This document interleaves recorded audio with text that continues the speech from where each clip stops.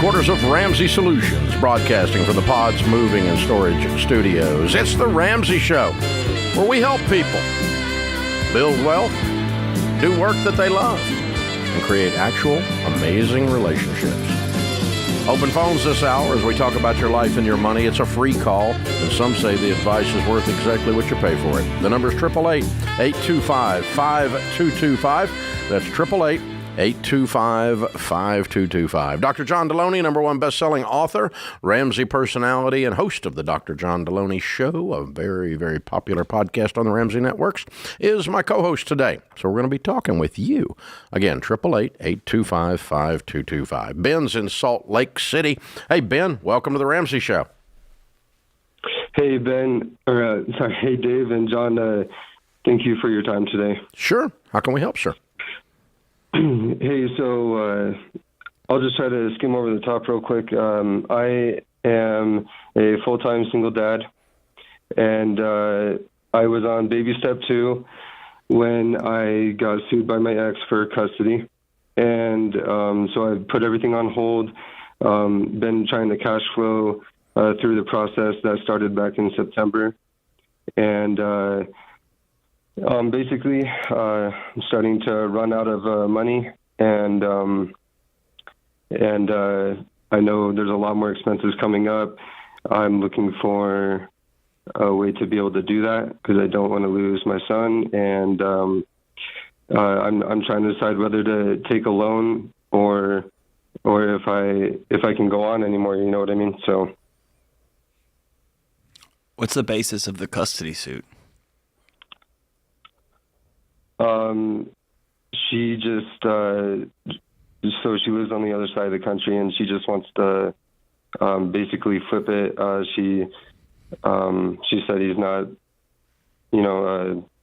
been treated well, and he's struggling and things like that, but he's doing very well with, friends in school, and he's being taken care of. So that's her argument for it, but she, her attitude is basically she's gonna. We've tried to work it out outside of court, but nothing. I would be very surprised if she changed her mind on that. So, man, I'm sorry. How long have you been divorced? It's been about 3.5 years. Where did she get unlimited money? Her new partner is very wealthy. Okay. All right. And I think that's where a lot of it stems from, is the pressure from her new partner, because it's kind of out of character for her to really go for this. But okay. Well, here's the thing. How much you talking about borrowing? About $15,000, and I had. What happens when that runs out? Well, I've had a family member say that they would give me a loan, but like you say, Thanksgiving. What happens when that runs out? Yeah, I don't know. So we really have to address this issue, because all you're doing, it's not like you're going to win all of a sudden with $15,000 more. Mm-hmm. Or if you take out another $10,000 from a relative after that. At the end of that, It's not necessarily like you're going to win. So it's not a I'm going to lose custody if I don't take out a loan. It's I don't have a good strategy to end this. If you could tell me that you could take out a $15,000 loan and 100% beat her and it's over, I'm not going to tell you to choose your kid over, getting in debt. I don't borrow money. I find a way around it. But what's happening here is that borrowing money is allowing you to continue in a process that's not got an end to it, because the party on the other side's got unlimited funds. Mm-hmm. Right? Yeah. So if you can get some kind of assurance from an attorney that this is going to draw to a close, there's one more course of action, it's about this many hours, and we're going to be able to wrap this up, that's one discussion. I'm just going to keep fighting until I run out of loans and they never run out of money. That's not a process that's good for you or anybody, except the lawyers. It's good for them. Mm-hmm. Have you tried to roll this into mediation? Because outside, and the reason I asked you why she was suing you, because outside of some egregious abuse or something else, these things are often handled offline in mediation, which has an endpoint and a dollar amount attached to it. Yeah, I talked to her about that about a month ago, and she gave me, she just basically told me what she would be willing to do, and it's, it's that the custody would switch over. And yeah, but I mean, that's the point of going through the mediation is one side says, this is all I'm going to do, and the other side says, this is all I'm going to do, and the mediator's job is to bring people together. But in following up what Dave said, the reason I would push for that is because there's some finality to it. There's a period at the end of that sentence. It just doesn't go on and on and on and on. Where is it being heard, in Utah or in her state? In my state. Okay. All right. Ask your attorney about bringing this to a close. And how have you been funding it so far? What do you make a year? About $40,000. Okay. And you've just been funding it out of cash flow? Yeah. And so you're out of money. Why? I'm still, if it were to just continue with all this pre-court stuff, then I could keep going. But I asked my lawyer about how much for the rest of it, and he said if we go all the way through, he thinks about $15,000. Oh, he thinks that's going all the way through. Okay. Yeah. Mm-hmm. Okay. Which we have a court date and everything set. So. Okay. Then what I'm going to do is take 6 jobs and work through the $15,000 if that's it, because that's doable. Okay, I've wanted to do that. The reason why I haven't done that is because I also am a student, and to just help me. Not anymore. Not anymore. Yeah, you're going to take some time off from being a student. Right now, you're fighting a battle for one thing.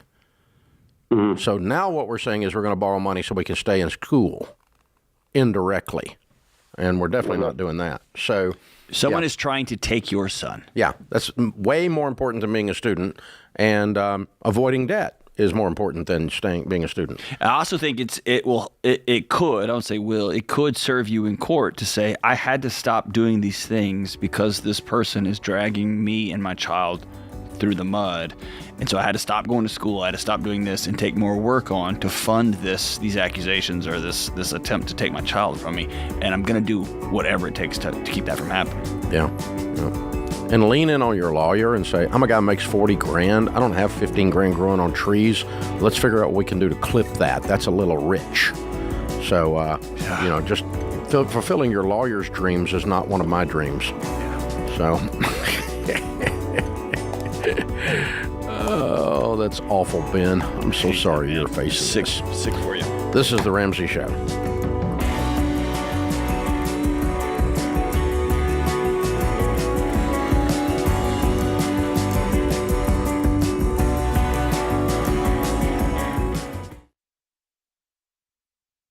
Look, I love real estate, and I want you to have a house, but I don't want a house to have you.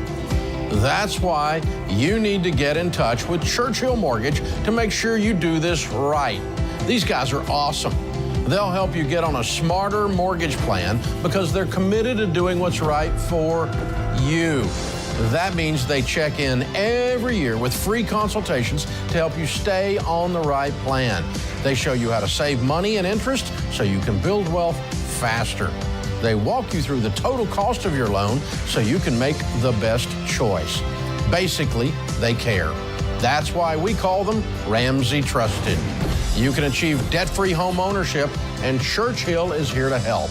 Go to their site, churchillmortgage.com/Ramsey, to start your approval or get more information.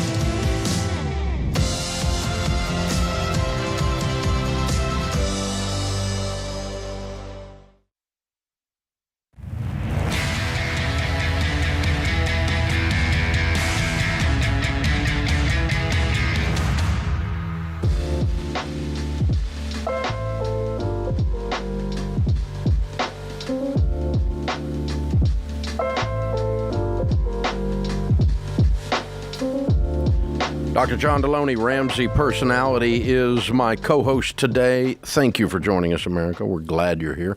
If you're a new listener, and there are a bunch of you, a bunch of new viewers on YouTube and TBN and all over the place, all our numbers are up across the board. Thank you for that.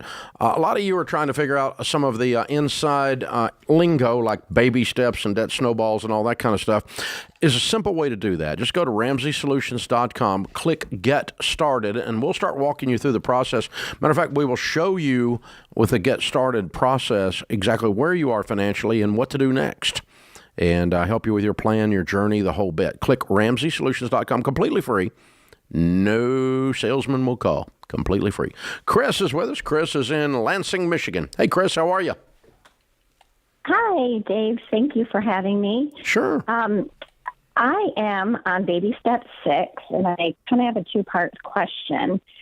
My job security isn't too great right now, and I wanted to know, should I wait until I get a new job before I pay off my house? And if I didn't do that, what payments should I get rid of to work towards paying down my house? What payments should you get rid of? You have other debt?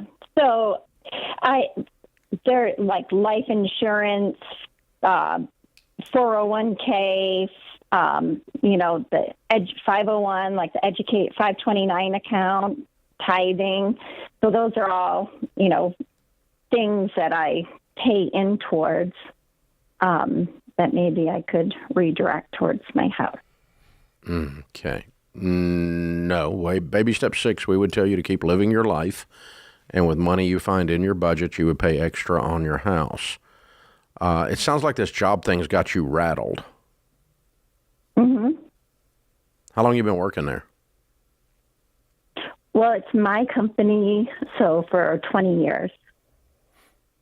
And I have a business partner. Okay. So you're not going to lose your job. You might lose your business, is what you're saying. Yes. If one of us doesn't leave and I'm the main contributor, and it's not enough to support both of us. So slowly, my income has gone way down to a point where I can't really afford not to leave, and he's not leaving. So I'm going to look for something different. What do you do? It's a marketing company. Okay. Are you married to your business partner? No, but I am divorced.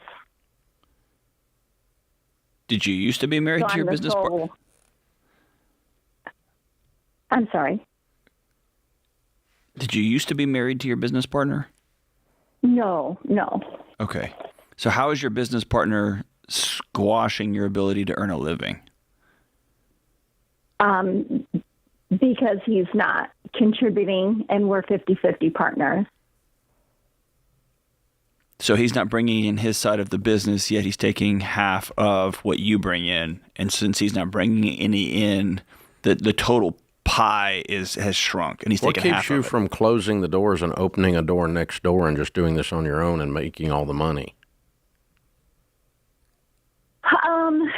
Our partnership agreement, I basically wouldn't be able to do that. You have to buy out. In order to get out, you have to buy out. No, he'd have to buy you out if you wanted out. That's not how our partnership agreement is structured. Our partnership agreement is structured that if you leave, you buy your clients if you were to take them. But I'm looking to get out of this industry altogether and start just a whole different chapter. Okay, so what are you going to do, and what are you going to be making? Well, I'm looking right now, but I'm hoping to manage a team of people and be in sales. And I'm looking at around 200 to 350. Okay, so this sounds like it didn't just suddenly occur. It's crept up on you, and you've put off making the decision. Correct. You've delayed. And so what you need to do is not worry about your house and not worry about your tithe. You need to get on the phone today and get a freaking job, Chris. It's time to do this. Painter, get off the ladder. Today. Yep. You're a year, at least maybe 6 months late on someone kicking you, and I'm going to kick you right now because I love you. Get going. I'm probably about 5 years to 10 years late. Okay. Then somebody needs to break the fog up. So I'm your guy. I love you enough. Okay. Get going, girl. Okay. You're too sharp to be this dumb. Get going. Get going. Let's go. Go. I want you to have this done by the end of April. A new job, and say bye-bye. April. Yep. You got a month. I got it. I'm in the works. Listen, I got my resume ready to roll. You need to call me back on the air and tell me you did it. I'm going to hold you accountable. Okay. And you need to call, who is your best girlfriend that's mean? Say it. Say her name. Really Say her name. Girlfriend. Yes, you do. Yes, you do. Who? I don't have any. Okay, what about your sister? Is she mean? No. I want somebody mean. I want you to call them and tell them to call you and kick you if you don't do this. I want you to declare to the world.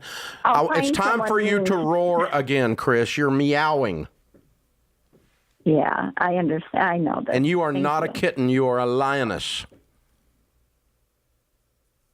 Am I wrong? Understood. This thing was built up by a woman and I am a Leo. This whole thing was built up by a woman of substance.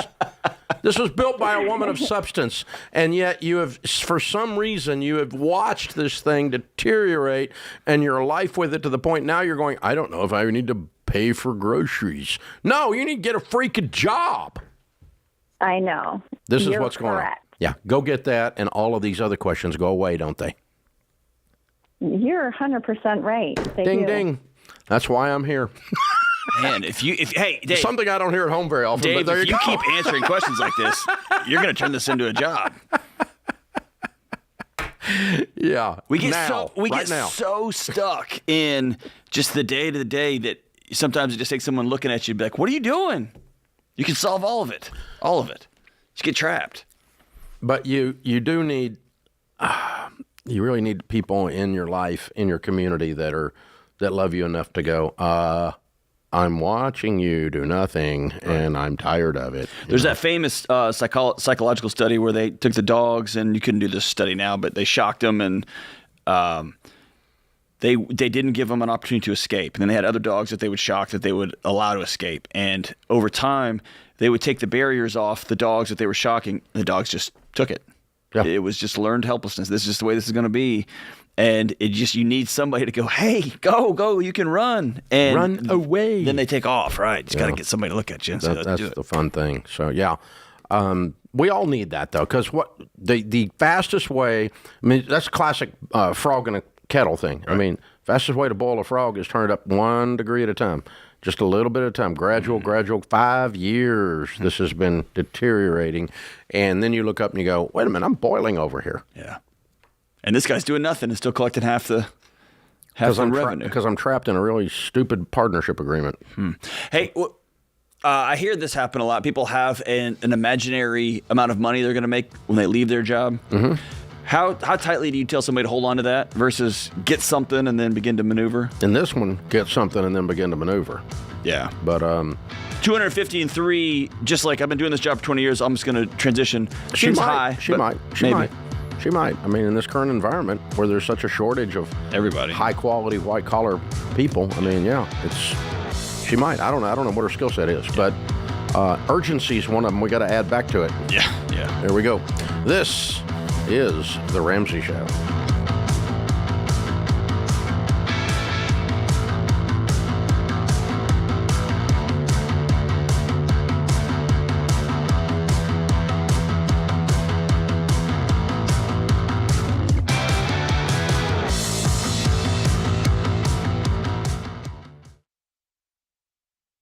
If you're like most people, your home is your most valuable asset.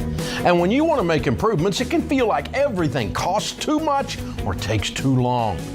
But something as simple as custom window coverings from Blinds.com can completely change your space and add value to your home. We've recommended Blinds.com for over a decade, so you know you can trust them. From blinds, drapes, and shutters to motorized shades, they make it easy and affordable to upgrade your entire home, and their team is ready to help with everything from design consultation to measuring and installation. Plus, there are never any misleading quotes or hidden fees. Everything's backed by their 100% satisfaction guarantee, and shipping is always free. See why Blinds.com is the #1 online retailer of custom window coverings. Go to Blinds.com now and save up to 50% off everything site-wide. Visit Blinds.com today to learn more.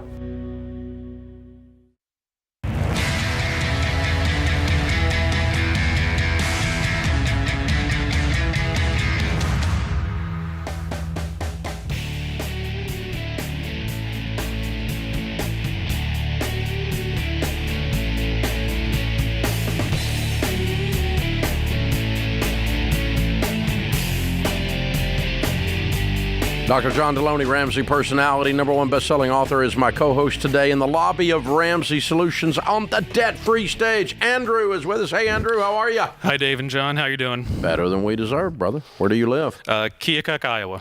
All right. Very good. And how much debt have you paid off, sir? $303,000. Whoa. How long did this take? 49 months. Good for you. And your range of income during that 4 years? 37.5 up to 88.5, and I was also doing a part-time job, taking about 15,000 a year home. Good for you. What was your part-time gig? Working at a gas station, Quick Trip, a local chain in Wisconsin, Minnesota, and Iowa. Working a lot then. Yeah, every holiday, every evening, every weekend.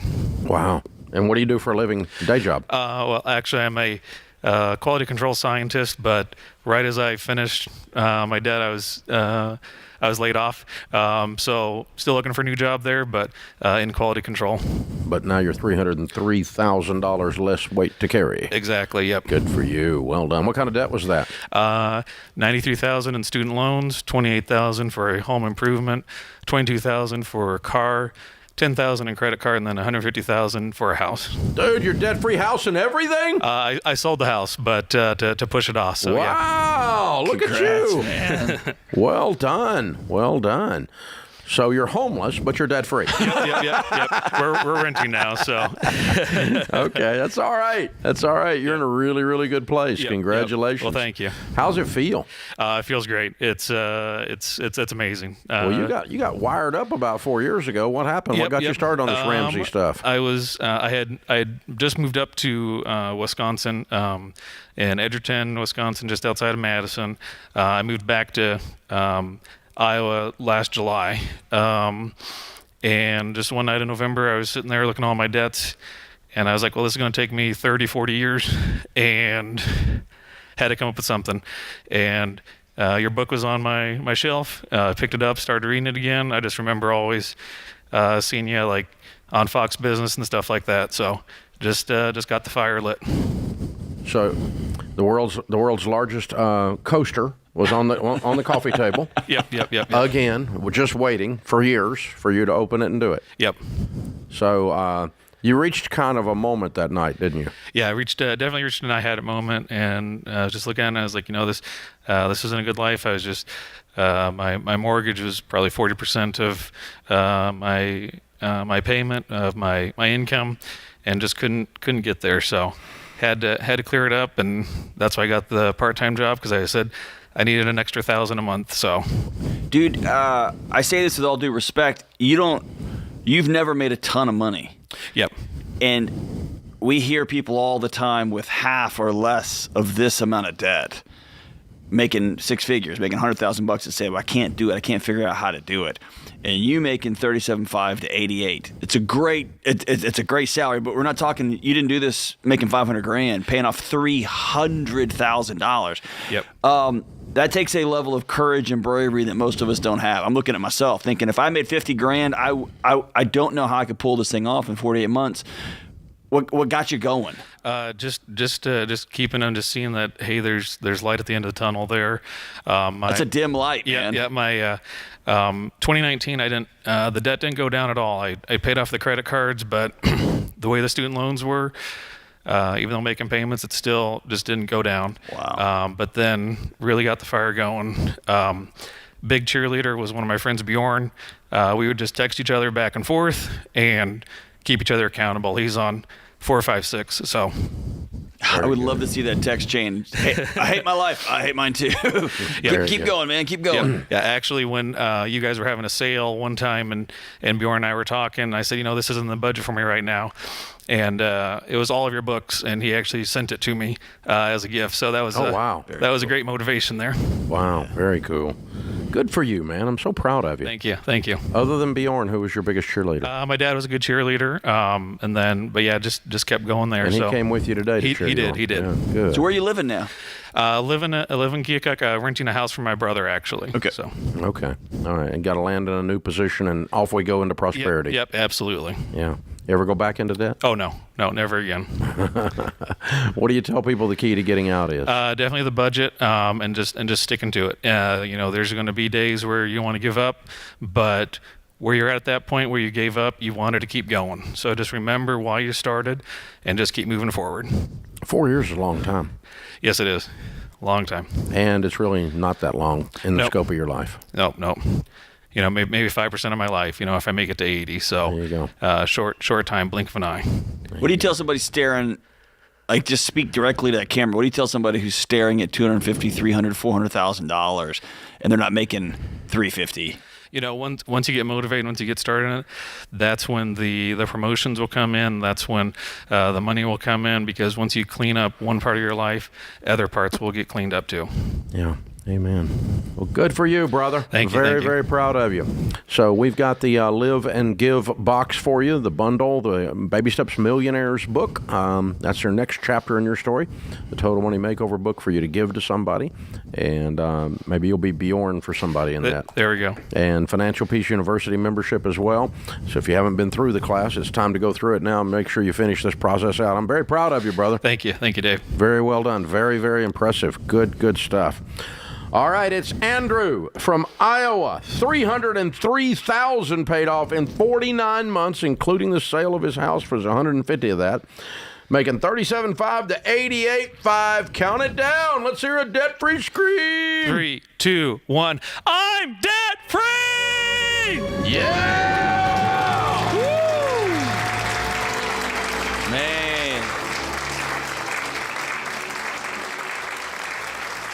I think we've always worked with, obviously, married couples and singles as well for 35, almost 40 years now, walking them through this process. In some ways, being single like him and doing this is easier because you don't have to talk somebody into it. Yeah. But in other ways, it's you don't have anybody to kick you. There's no accountability. There's no camaraderie. It gets a little, when you fight for 48 months, that can get a little lonely. Yeah. You have Bjorn, which is backing him up by text and became his community in that process, and you got to have that. And I don't care who you are.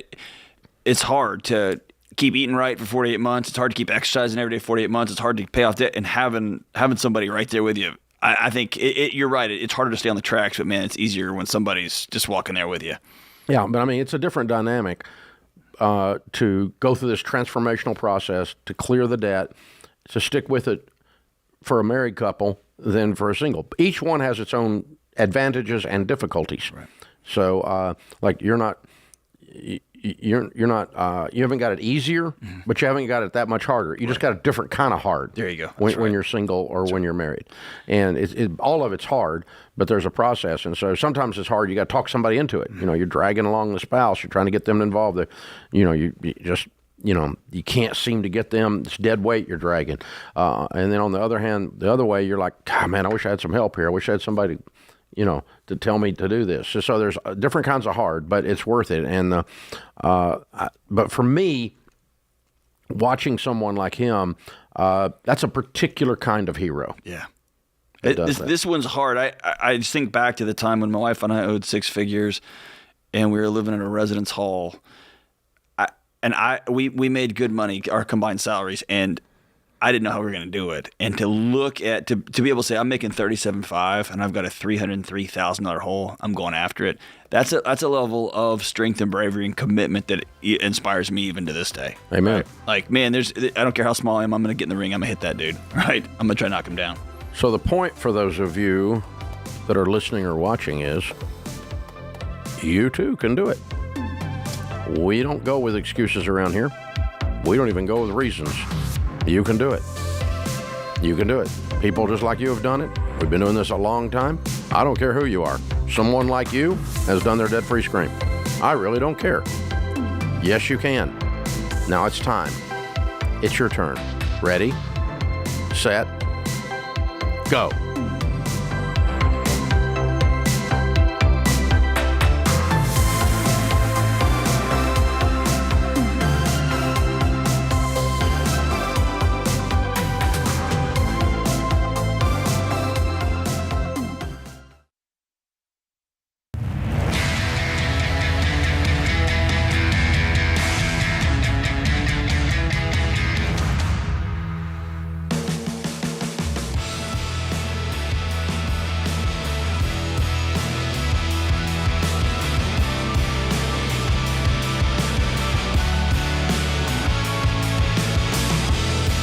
With debt payments, and now with inflation stealing more and more of your paycheck, we know a lot of you feel like you're drowning and you're scared to death. I've been there myself. It's no fun. Doesn't have to be that way, though. You can say, just like our last debt-free screamer, Andrew, I've had it. Not living like this anymore. And we can show you how to do some new things with your money that you've never done before that'll cause you to be able to win. They're nothing really earth-shattering. It's basically common sense, but we not only show you what to do, we help make you do it. It's called Financial Peace University. It's a 9-week, 9-lesson course that'll teach you how to beat debt, build wealth, and be outrageously generous. It's everything you wish you'd learned about money. Nearly 10 million people have been through Financial Peace University, FPU, and now they're in control, and they got margin, and you can too. So decide that you're done with money stress. Decide you're done and you're going to take control. Start Financial Peace University at RamseySolutions.com/FPU. RamseySolutions.com/FPU. Jessica is with us. She is in Oops, that's not Jessica. Let me try again. Jessica's with us in Jeff City, Missouri. Hey, Jeff. Jessica, what's up? Hi. Thank you so much for taking my call today. Sure. I'm in a rock and a hard place. I want to have another baby, but I also want to go back to school to get my income up, and we don't really know what to do. Which one do you want more? Both at the same time, both and. Why can't you do them both at the same time? We have 2 children now, and we just got out of debt on the first, so we're trying to build our emergency fund. So we're on baby step 3. And You have health insurance. Yeah. How much does it cost to have a baby? Like $10,000. No, it doesn't. Not out of pocket. It did for us. The last 2 we did. You have horrible insurance. It doesn't cost but $10,000 to have a baby. Yeah. Well, I was in the hospital a lot with both our kids. So, with COVID and health issues while I was pregnant. So. Oh, okay. So we had extended stays. It's not just a simple labor and delivery. Yeah. Okay. You anticipate that this time as well? Possibly. I'm healthier, but possibly. So I would prefer to anticipate it than not. Yeah, it could happen. That makes sense. Which helps it not to happen because you're not stressed. Right? That makes sense. Yeah, I'm not as stressed, so that's good. But are you working right now? Yes. Is there a way to split the difference and you and your husband really get fanatical and put $3,000 or $4,000 or $5,000 in an account and just pause everything and store up some cash? Would that give you some peace? Yeah, we can. He wants $30,000 for our emergency fund. Well, I want a pony too, and sometimes, you know what I mean? I don't actually want a pony at all, actually. Not even a little bit, but Weird. But, yeah. you can wish all kind of things, but sometimes it's going to take a minute to get there. He wants 30 grand. If you had 10 or 15,000 in your emergency fund, you'd be well on your way. If you want to keep going towards 30, that's fine. Is that necessary before you had a child? No, it's not. Okay. Yeah. And so, but I think you do need to. So the answer is, how are we going to do all these things in order, not all at once? When you try to do them all at once, it's impossible because it's overwhelming and you simply don't have the bandwidth of time, energy, money to just say, oh, by the end of April, we'll have all of this going. No, you're not. You're not going to graduate from school and have a baby by the end of April. It's not going to happen. So why don't we just say which one is going to happen later than the other one? And I don't care. It's your life. So, I mean, like we're going to have our baby first, and during the time that we're having that child, a 9-month time frame, we're going to finish up this emergency fund and get it up to $15,000 to $30,000 during that time. And then after the child comes home and I'm able to get back to work, and then I'll start talking about going to school, or I'm going to put off having a kid to get my degree finished. I don't care which one, but just decide. So it's not no, it's not now. Yeah, I just want to, I feel like I'm not contributing if I'm not working. And if we have another baby, daycare costs are expensive too. So then. So here's what I don't want you to do, Jess. I don't want you to circumvent that concern. Because that idea that I'm not contributing is something, it's in the air we breathe when it comes to making women feel guilty on if they choose to go to work, if they choose to stay at home. There's all of this contribution nonsense that is just pumped at you 24/7, 365. You have to make peace with that, because no degree, no other kid and another kid, no emergency fund amount is going to let you sleep at night, because those aren't the issues. The issue is you're looking in the mirror and thinking, I'm not participating in this household, and that's simply not true. You got to address that. What's your husband make? 80 to 90. Does he say you have to be a financial contributor to you? No. Okay. So this is you saying this to you, or our toxic culture saying this to you? Me saying it to me. Yeah. So let me give you an example, okay? 38 years ago, my wife, 36 years ago, my wife went home when she had our first child as a full-time mom, and has never worked outside the home since. And one of the reasons that I am a national brand and a highly successful business person is because I don't have to deal with drama at home. She's the opposite of a drama queen. She maintains the fort and the fortress. She fights off all the enemies, and when I get home, it's a place of peace, not a place that I have to add yet another level of stress. That has given me a foundation to come to the office and fight the dragons every day for 30 years. I would submit to you, Jessica, that Sharon Ramsey is a contributor. Yeah. To our wealth. You see how that works? Yeah. She really is. That's legitimate. That's not me just philosophically discussing something. There's an actual factual piece of data here that says that one of the reasons we have the money we have is because I've been able to focus at work instead of having to deal with a bunch of crap with some princess at home. And so I call that contributing. And so, did she go out and make $10 million during that time? No, she didn't make a dime during that time, except for consignment sale clothing, which I still can't get her to quit doing. But like we're still broke. Come on.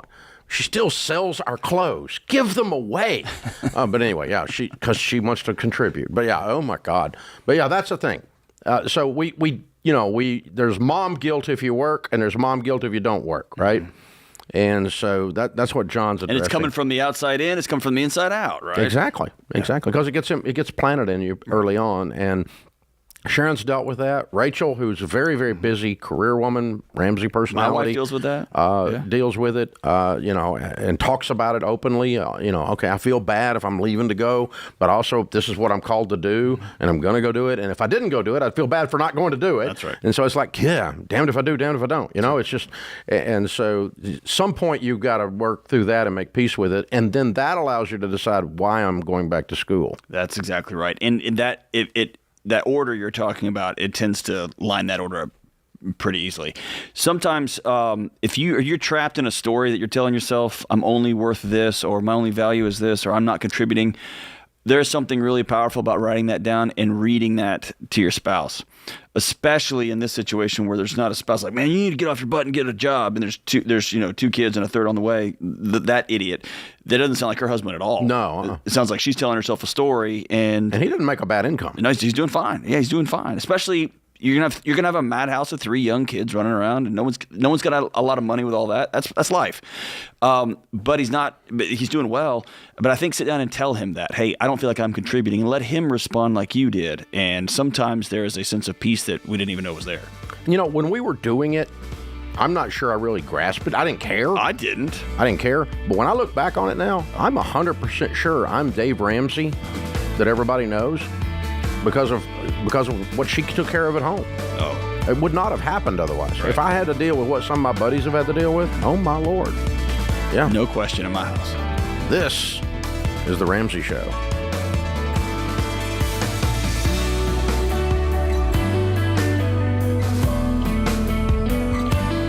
Hey, it's Dr. John Deloney. If you love the show and want a deeper dive on your money journey, we have a weekly newsletter that gives you trending and helpful articles and tips on following the Ramsey way. Just go to RamseySolutions.com today to sign up for our newsletter. Again, that's RamseySolutions.com to sign up for our weekly newsletter.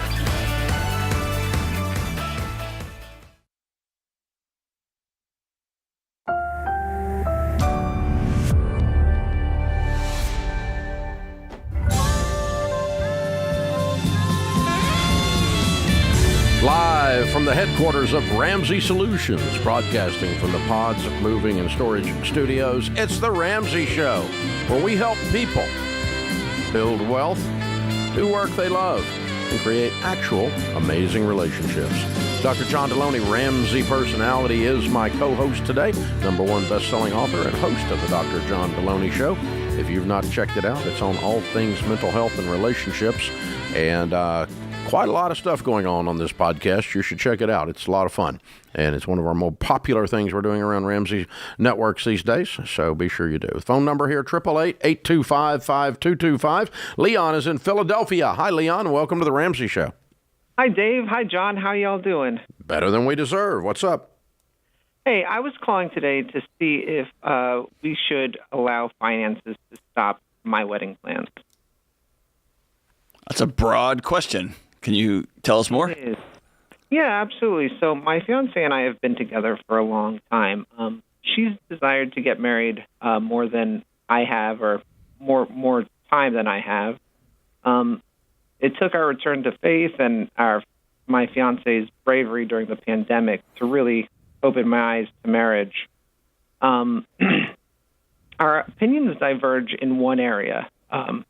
And that's our approach to marriage. I'm more pragmatic with my approach, and she's more idealistic. In preparations to get married, I did some math and realized that in getting married, some of our expenses will increase significantly. In particular, our health coverage. My fiance qualifies for no-cost medical insurance right now. Through the state, and in the event that we do get married, or when we do get married, that expense will increase significantly. It'll go from about $104 a month to about $510 a month. My employer funded health insurance to add a spouse. It jumps significantly. So, what's your household income? We're at about $62,000 a year. You're not honestly asking us if if her becoming your wife's worth $4,800 a year. Well, it's a little more than that. Yeah, it might be $4,814. Come on, super nerd, really? Well, the deductibles will also double. You're killing me. Listen, hey, here's the deal. No, you should not get married. You should not. No? Absolutely not.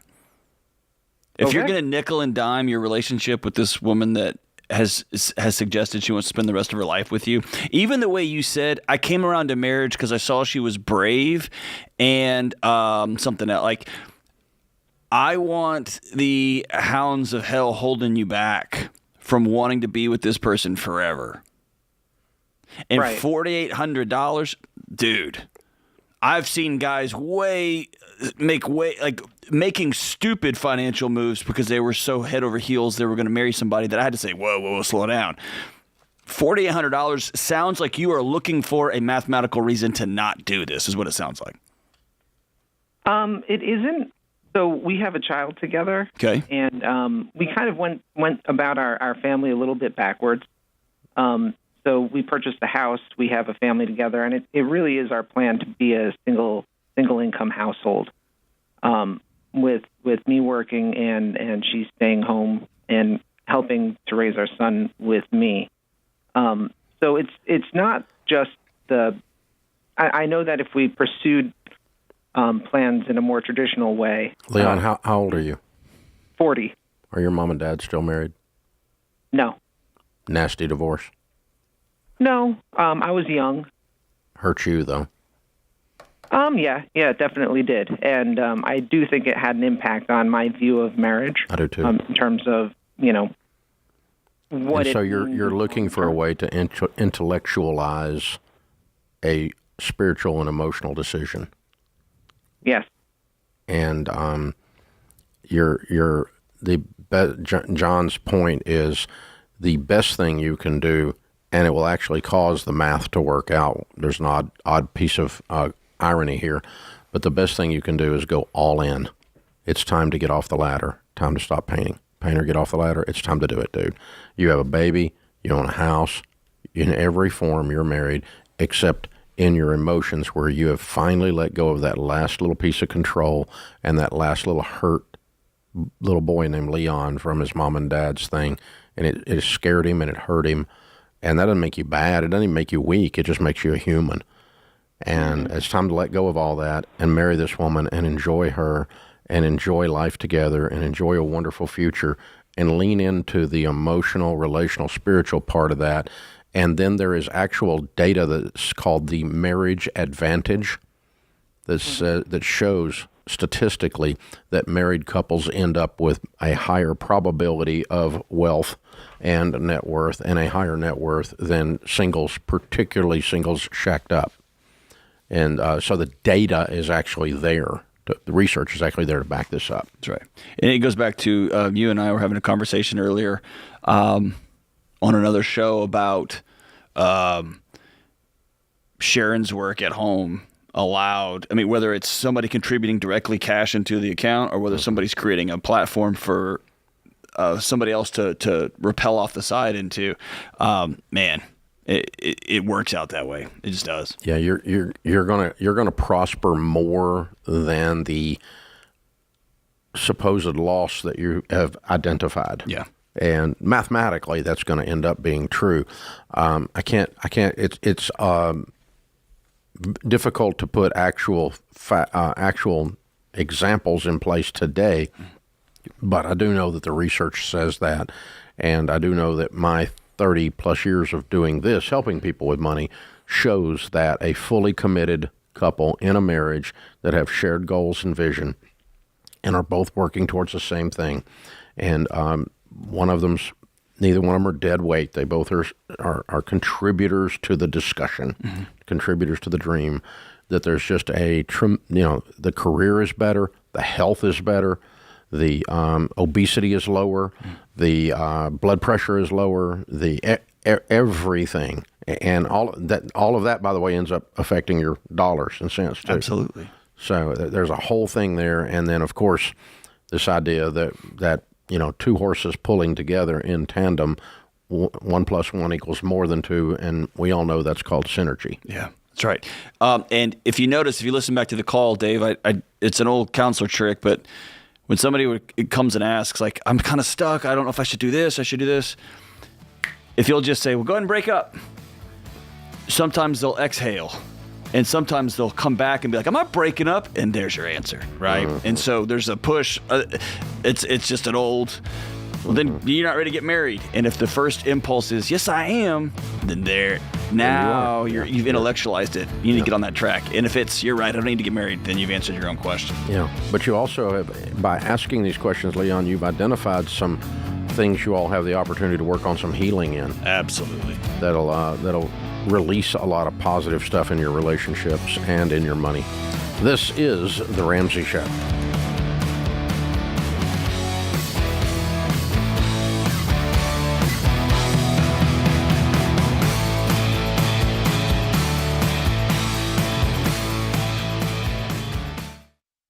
We've been doing business at Ramsey for more than 30 years.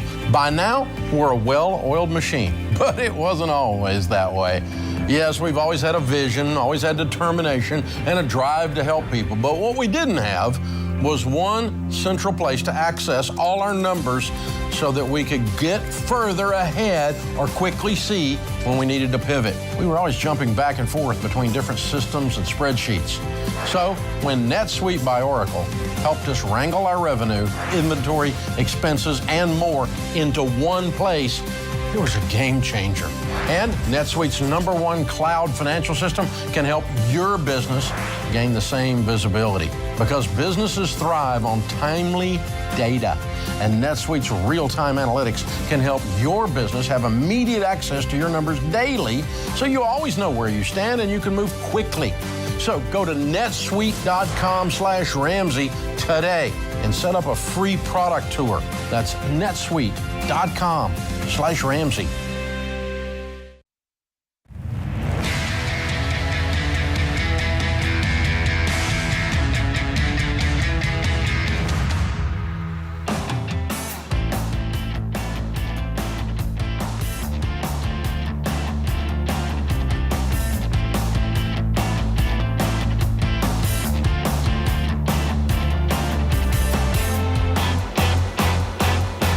Well, in 1 month, we're going to have our inaugural event at the Ramsey Event Center. It's a smart conference that has got about 4 tickets left, I think. It's just basically sold out. If you want to come, you can get one.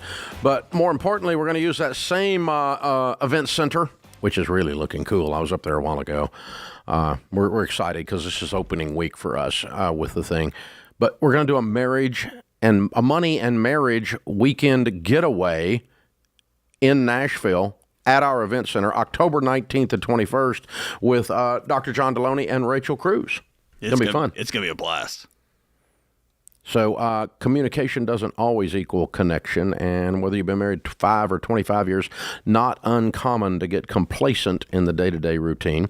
And so, Rachel and you're going to tear into this. That's right. And we're going to talk about getting aligned. We're going to talk about intimacy. We're going to talk about money, how it all works together.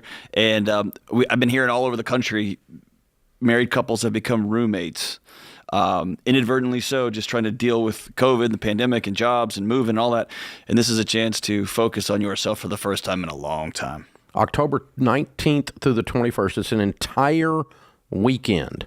The Money and Marriage Getaway Weekend in Nashville. You'll not only get to enjoy our fabulous city, and there is a lot of cool stuff here, but of course get to enjoy this entire event. The entire weekend is $699 a couple, 3 full days of amazing content, food, and all the cool surprises that we've got waiting on you, because we know how to do this, and it's a lot of fun. This is a serious deal.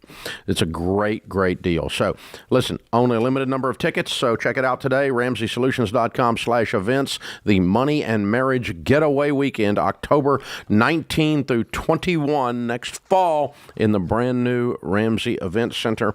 And again, an entire weekend here in Nashville, and you're gonna have a blast. Looking forward to having all of you.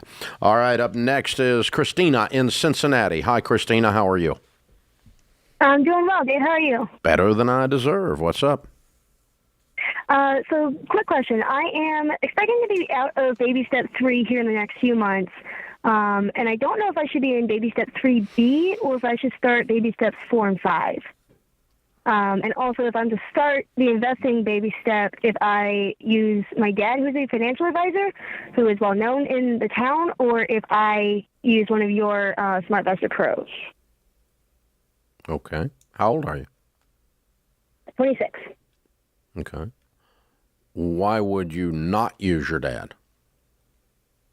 I've been hard set on following your ways, your baby steps, and just doing the Dave way. And He won't go along with that? he does for the most part. I mean, he doesn't like follow your baby steps. He still uses credit cards, but like he pays them off. No, your financial advisor doesn't control your credit cards. Well, right. Your financial advisor handles your Roth IRAs. Right. Christina, does your dad give you advice on a lot of things that you don't ask him for advice on? No. Why are you... It seems like the question behind your question is that you don't necessarily want your dad dealing with your money. Is that right or wrong? I don't have an issue with my dad dealing with my money. I've been waiting to go over to his house to have him really, like, nitpick my budget, really. So, I don't know. Like, it's something that I've been contemplating, like, do I go with my dad or do I use one of your SmartVestors? Just because, like, I'm very into... If your dad will allow you to make your own decisions and will do what you tell him to do with your money, you would use your dad. Okay. Unless he's not a person of integrity or you have some kind of a relational violation with him. But if he has control freak issues or if he's got boundary issues and he's going to tell you what you have to do, and if you don't do it the way he wants, he's going to use his dad voice, then you would not use your dad. Or if he's going to move you in funds and just let you know, hey, I went ahead and moved all this for you because I saw something in the market, then... that a trader or a SmartVestor Pro would normally call me and say, hey, I'm thinking about doing this. I want to recommend this. What do you think? If he will let you be an adult and make your own decisions and he follows he makes suggestions and then does what you tell him to do with your money after you've had his teaching and his advice and his suggestions, then that's a healthy, reasonable boundary situation. You have no relational breakdown with him otherwise, then I would use your dad. Okay. That's how I would do it. No question about it. If he's saying, listen, you need to buy this whole life insurance policy, and you say, no, I don't use whole life insurance, and he has a fit and acts like you're 14 years old, then you don't need to use your dad. Yeah. But I don't hear that here.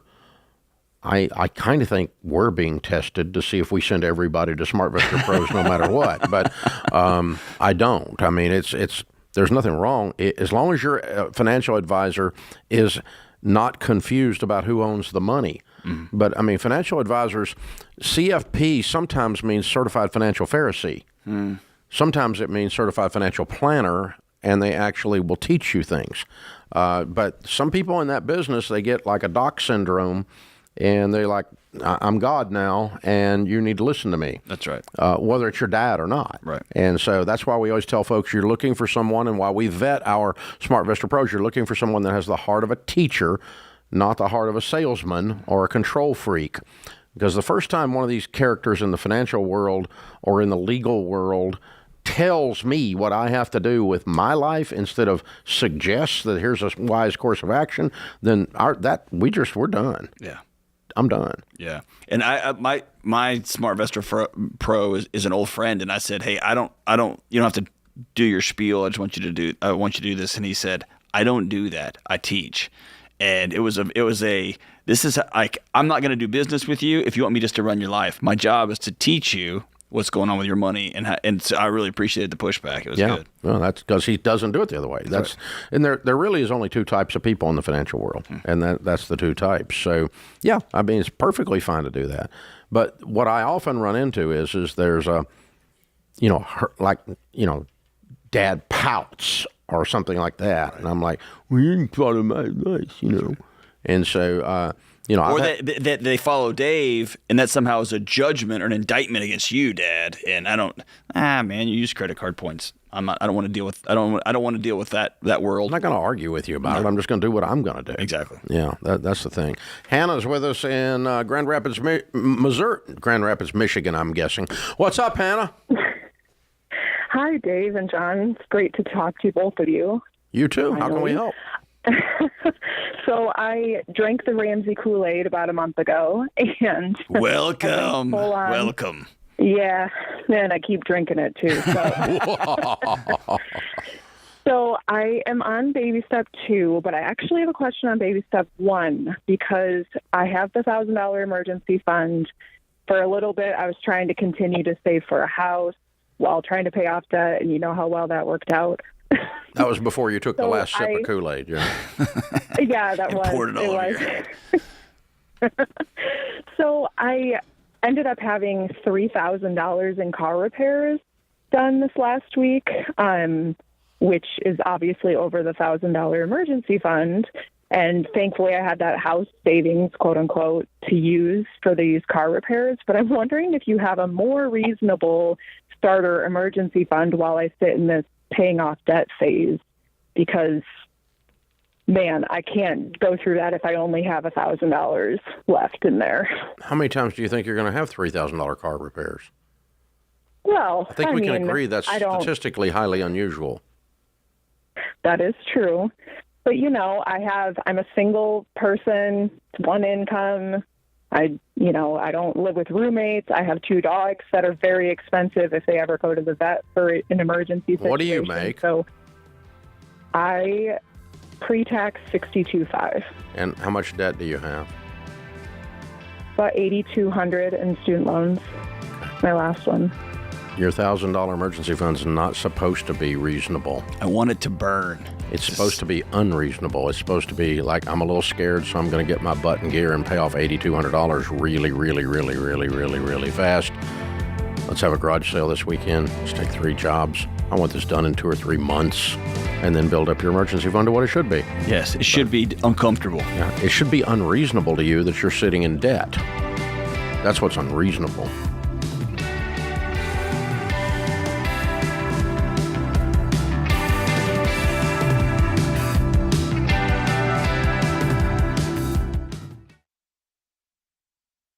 Y'all, there's a lot you can't control when it comes to healthcare, but there is something you should check out that can help. Christian Healthcare Ministries. CHM is not insurance. It is budget-friendly, biblically based health cost sharing. That means a community of members helping share the burden of each other's healthcare costs. They help people just like you in all 50 states. So see if CHM could be right for your family. Learn more today at chministries.org/budget.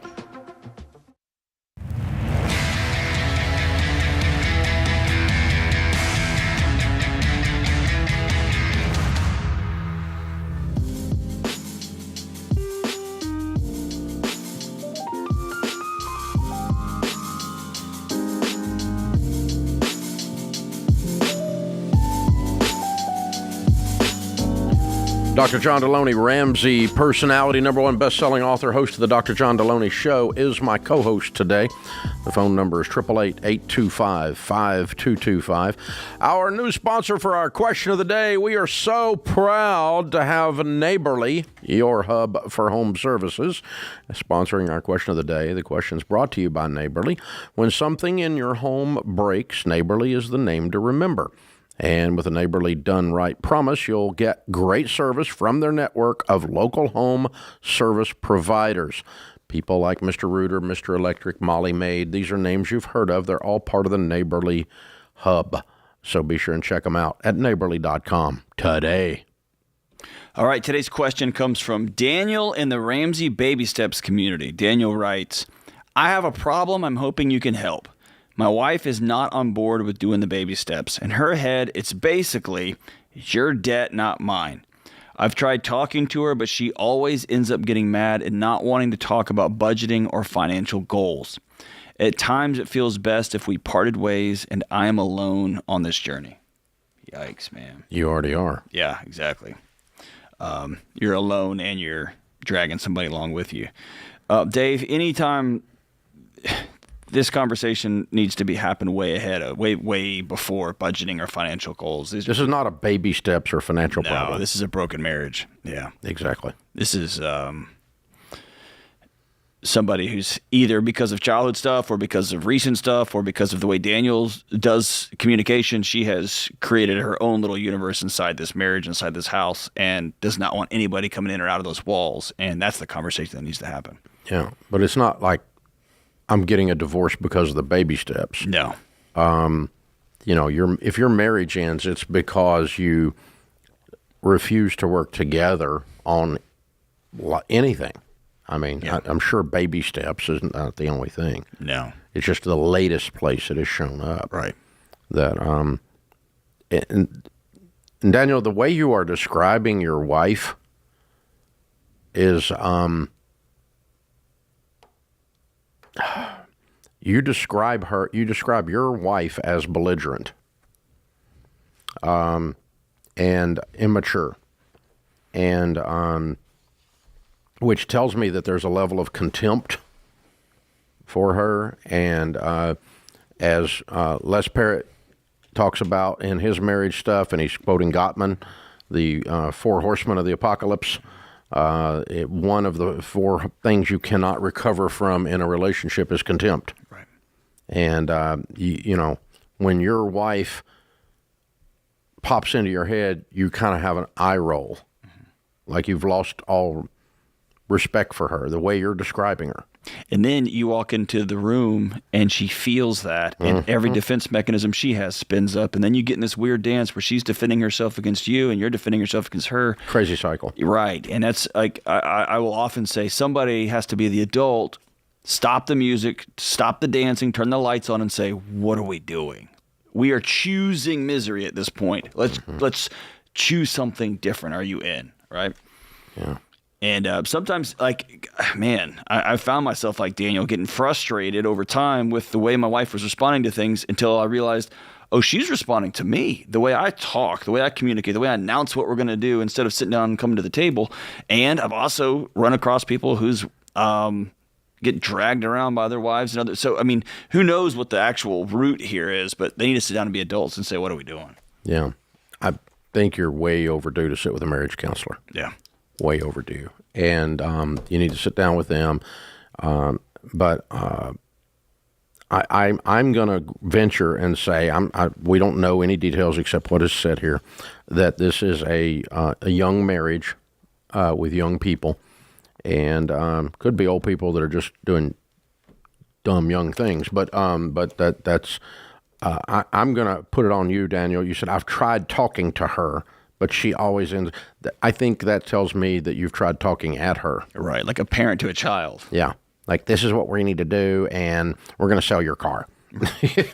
Here's yet another scheme I've got for us. Yeah, here's something else. We're going to do this, and instead of saying, "All right, I'm worried, I'm scared about money, and I'm scared about our relationship if we don't get on the same page about what our dreams are and what our future is going to look like, if we don't start dreaming together again and then discussing how to get there." This stuff around baby steps and budgeting and financial goals and all that has woken that up inside of me, that I want us to have a shared vision, shared goals, shared fears, and we don't have that, and it's worrying me. What have we got to do to get that going? And that is an honest question coming from your need. And if that gets her angry, now you got real problems. Right. But that probably is, I think the reason she's angry is she's tired of being talked at. Right. And yeah, there's something that different between I'm scared versus here's how you're going to budget. Those are 2 different conversations. Yeah. I'm putting you on a budget. That's yeah. That'll fly. That should be filed under things to never say to your wife. Yeah, lead weight balloons. Yeah, that's just not going. That one's not going anywhere.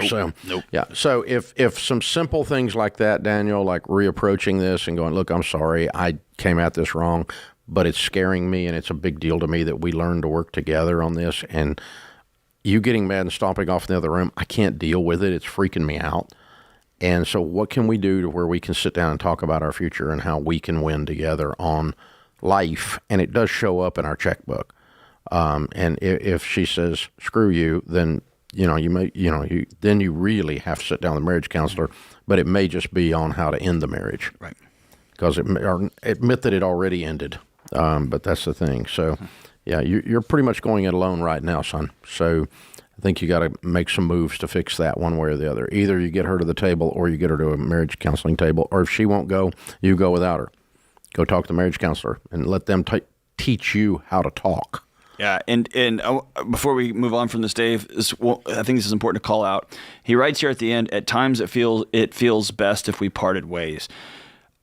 I always think about carrying a whole bunch of groceries up, and I'm a guy that likes to carry all the groceries at the same, just make one trip, and I've got 14 bags on one arm and something on my head and something on my other arms. And I always overload myself. It always gets too heavy, and I always think I need to set all this stuff down.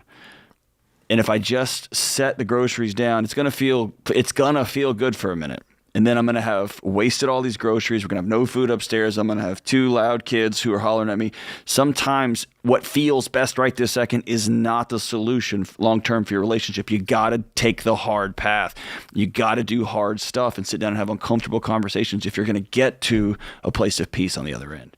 Craig Rochelle, Pastor Craig's new book, he talks about one of the things that causes people to have positive change in their life is when they choose the right hard. Yep. Or the hard right. The hard thing that's the right thing. Yeah. Choose the hard right, the thing. Yeah. And choose the hard thing that's the right thing. And that's what you're talking about here. And it's choose to push through this, choose to get to the bottom of it, choose to own your part of it and apologize repeatedly, and choose to move, okay, what is going to get us to the place we really want to be when we're 85 years old. Emily is with us. Emily is in Illinois, Champaign to be precise. Hi, Emily. How are you? Hi. How are you guys? We're great. We're right up against the clock. Go for it. Okay, I wrote this down to keep it quick. So I am a certified financial coach for a local credit union, and my husband let his life insurance lapse. So it's been 2 months, and it doesn't matter what I say, he won't get life insurance. How come a certified financial coach is not doing a budget with your husband to where you knew that it wasn't being paid? So it comes out annually, and we've only been married for 9 months, so this is our first go around with that. And I was like, hey, you need to check that. It hasn't come out of the account. That was supposed to come out. Can you check that? And he was like, no, I think it's lumped in with yours. And I'm like, that's not how that works. And this has been the last 2 months. So why does he not want to take care of you with his life insurance? I don't know. Well, I think that's the issue. That's what I'd get to the bottom of. Yeah, I think that conversation sits down and you look across the table from him and say, I am terrified and scared to death of what happens to me when you die. Will you please help me here? Yeah, that's what that's for. To take care of you. It's not for him. He doesn't need the life insurance. Yeah. You do. If you're the beneficiary, that is. This is The Ramsey Show.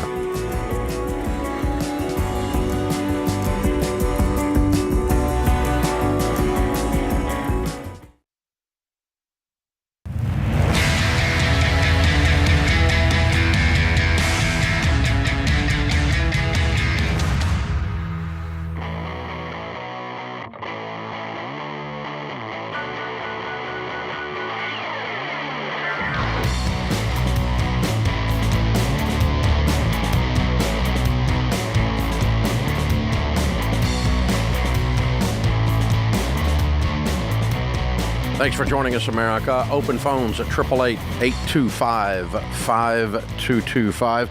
Greg is next in Oklahoma City. Hi, Greg. Welcome to The Ramsey Show. Hi, Dave. Thanks for taking my call. Sure. Let me start out. I'm 61, Dave, and my dad passed, and he left the kids, each one of us, some money. Okay, I have $50,000, Dave. I'm late to the game. And I lost a lot in the divorce, but my savings is $20,000.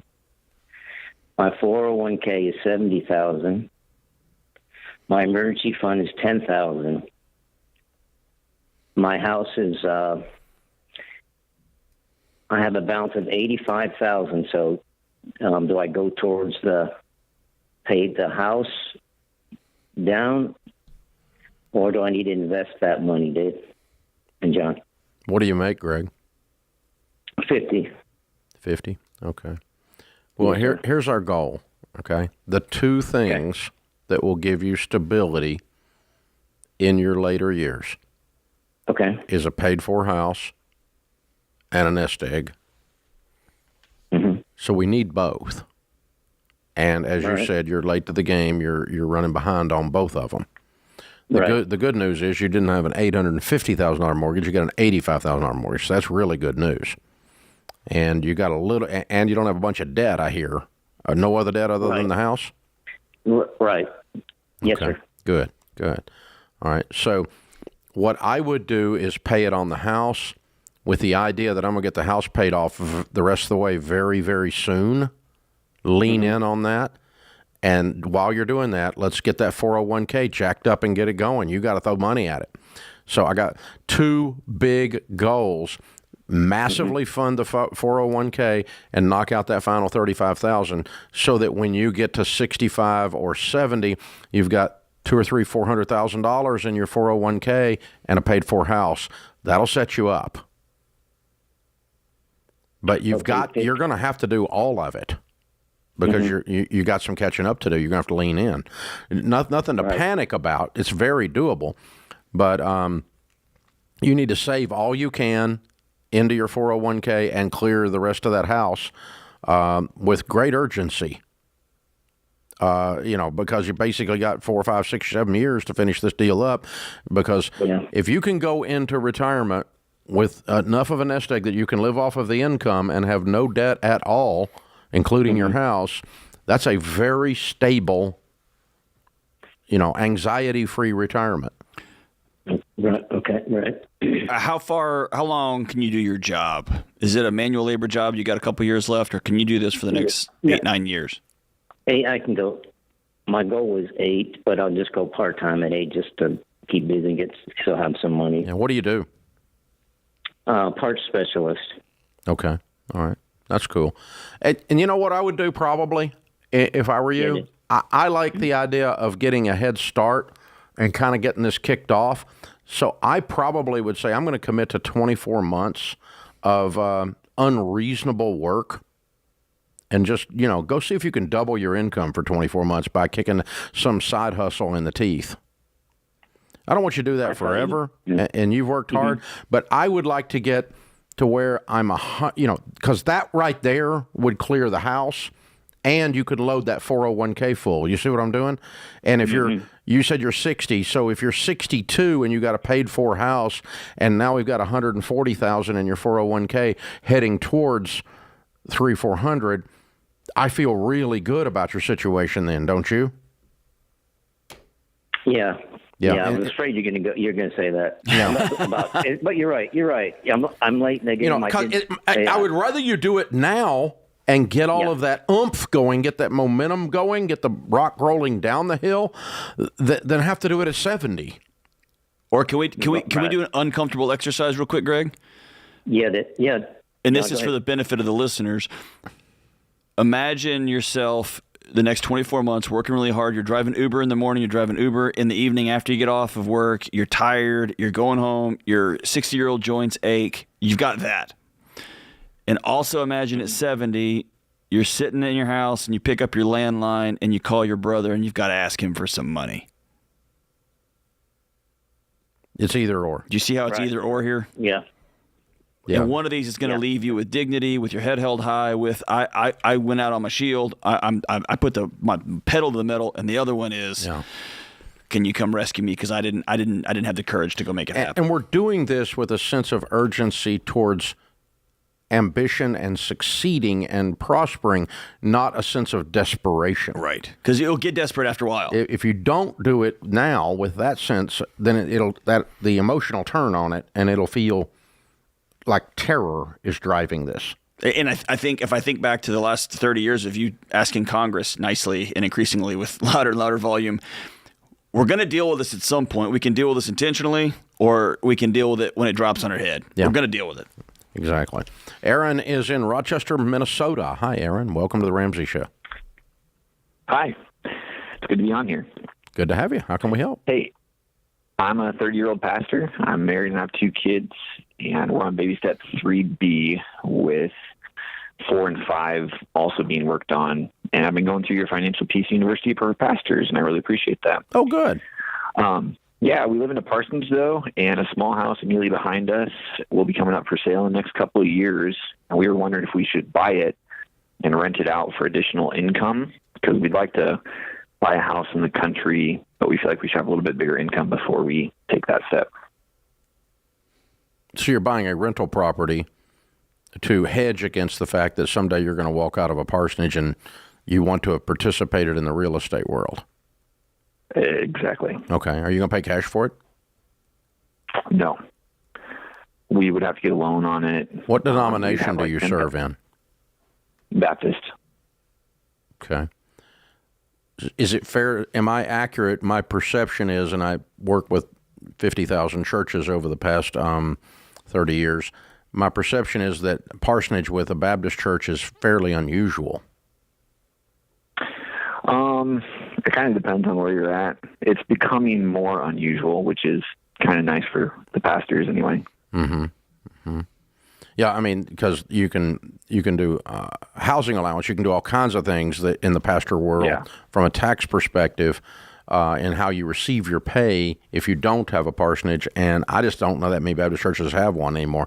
I see a parsonage a lot more often with old school Presbyterian or Methodist than I do with Baptist, by the way, just as an aside. Yeah. But so it's much more common there because, again, Methodist, they'll turn over a pastor and move them around more than Baptist does. Baptists are there till they run you off, and so or vice versa, you run them off. But but you're not senior pastor, or you said youth pastor? No, I'm a senior pastor. You are the senior. Yeah, okay. I've been here for 9 years. Okay, Yep. so you're going to be there a while probably. Okay, all right. Hey, that's why I was trying to think through that in general, is are you really going to be in that situation the whole time? And you may be. You may be. Right. Right. I'm going to move. Yeah, I mean, if you want to do that and say that's my house in a way, because that gets you participating in the real estate market, you've got to do some kind of an investment plan long term that we call your house fund. Yeah. We call, when the parsonage ends, what am I going to move into fund? It's not. We've got $8,000 saved up for that right now. Yeah. And if you throw that at that house, and you keep building it up between now and the time you purchase that house, and then get that house paid off, even if that's not the house you move into, that is an investment that we can liquidate to be your fund for buying your home when the parsonage ends. So I'm okay going that. Yeah, I probably would do that. Cool. Yeah. All right, thank you very much. Yeah, but the idea, the good news is you're being very intentional on the whole idea of housing after the parsonage.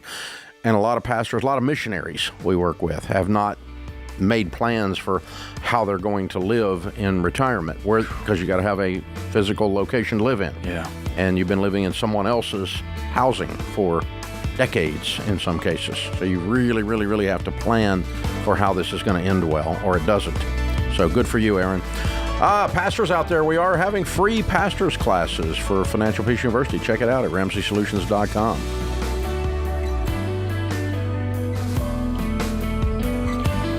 Hey, it's Dr. John Deloney. If you like what you heard in this episode and want to know more about getting started on the Ramsey baby steps, go to RamseySolutions.com and click on the Get Started button. We'll help you figure out the best next step for you based on your specific situation. That's RamseySolutions.com and click Get Started.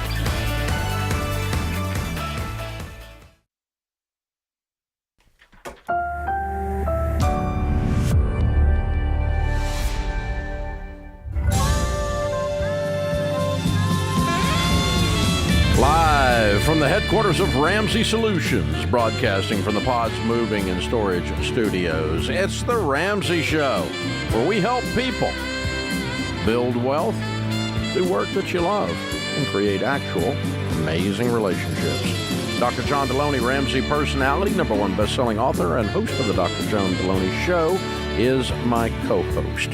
The phone number is 888-825-5225. That's 888-825-5225. All right, Heather's going to start off this hour in Cincinnati. Hi, Heather. Welcome to the Ramsey Show. Hi, Dave. Thank you for taking my call. Sure. What's up? Well, long story short, I became the primary care provider for my elderly neighbor in 2018. He did an amazing job throughout his life of saving money, and he left me the sole inheritor of his estate, which is valued about $300,000. Wow. Yeah. We have, I worked really hard with him to, make sure, like, when I started helping him with his finances, we made sure his car got paid off. He was debt-free except for his house, and he was already retired. So we, about 2 years ago, we started putting an extra $400 down on his mortgage based on your principals. So now I have this estate, and I want to make sure that I do justice to him and his hard work and being financially responsible with it. And I have a couple questions, and I didn't know who to ask, so I figured I'd turn to Uncle Dave, because Uncle Dave is wise, and Uncle Dave is impartial, and Uncle Dave is going to give me some hard truths that I might not want to hear. Well, we'll try to love you well. I'm sorry for what you've gone through. I would imagine you guys were close. Yeah, he was my best friend. I hate that for you. And Yeah, you're single. I am married. Oh, you are married. Okay. Yes, I am married. My husband and I just went through a very rough patch over the past couple of years, and it resulted in our emergency fund is down to $1,100 from $12,000 last year. You went through a rough patch in your marriage or in your finances? Yes, sir. In our marriage. Okay. All right. How you doing now? We are a lot better with a lot of prayer and a lot of counseling. Good. We are in a lot better spot. Good. So, okay. Yeah, very, very good. What can I help you with? Well, I think the biggest question that I have is the house is valued about $189,000. There's $46,533 left on the balance for the mortgage. It's a 30-year fixed at 5.75. But again, we've paid off an additional $10,000 over 2 years by just adding an extra $400 a month.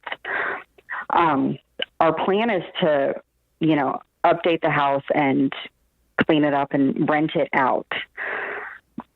So I think our biggest question on the house is, should we pay off the mortgage with the estate? Yes. Or would we, because I've been given some advice from a couple of friends. They're like, no, keep a mortgage because it's a business. And I was like, your friends are idiots. No. You had a good best friend because the other ones are not that great. No, we're going to get rid of the mortgage. And so the house has equity of about 100. So how much other money is there in the estate? Well, we've got about $66,000 between checking and savings, $10,000 invested in a bond, but it's been invested for 2 years and hasn't done anything. He's made more money off of his savings account than he has this bond. Yeah. So we were going to close out the bond. Yeah. And then there's a $10,000 life insurance policy. And then we have you've got $80,000 cash, give or take.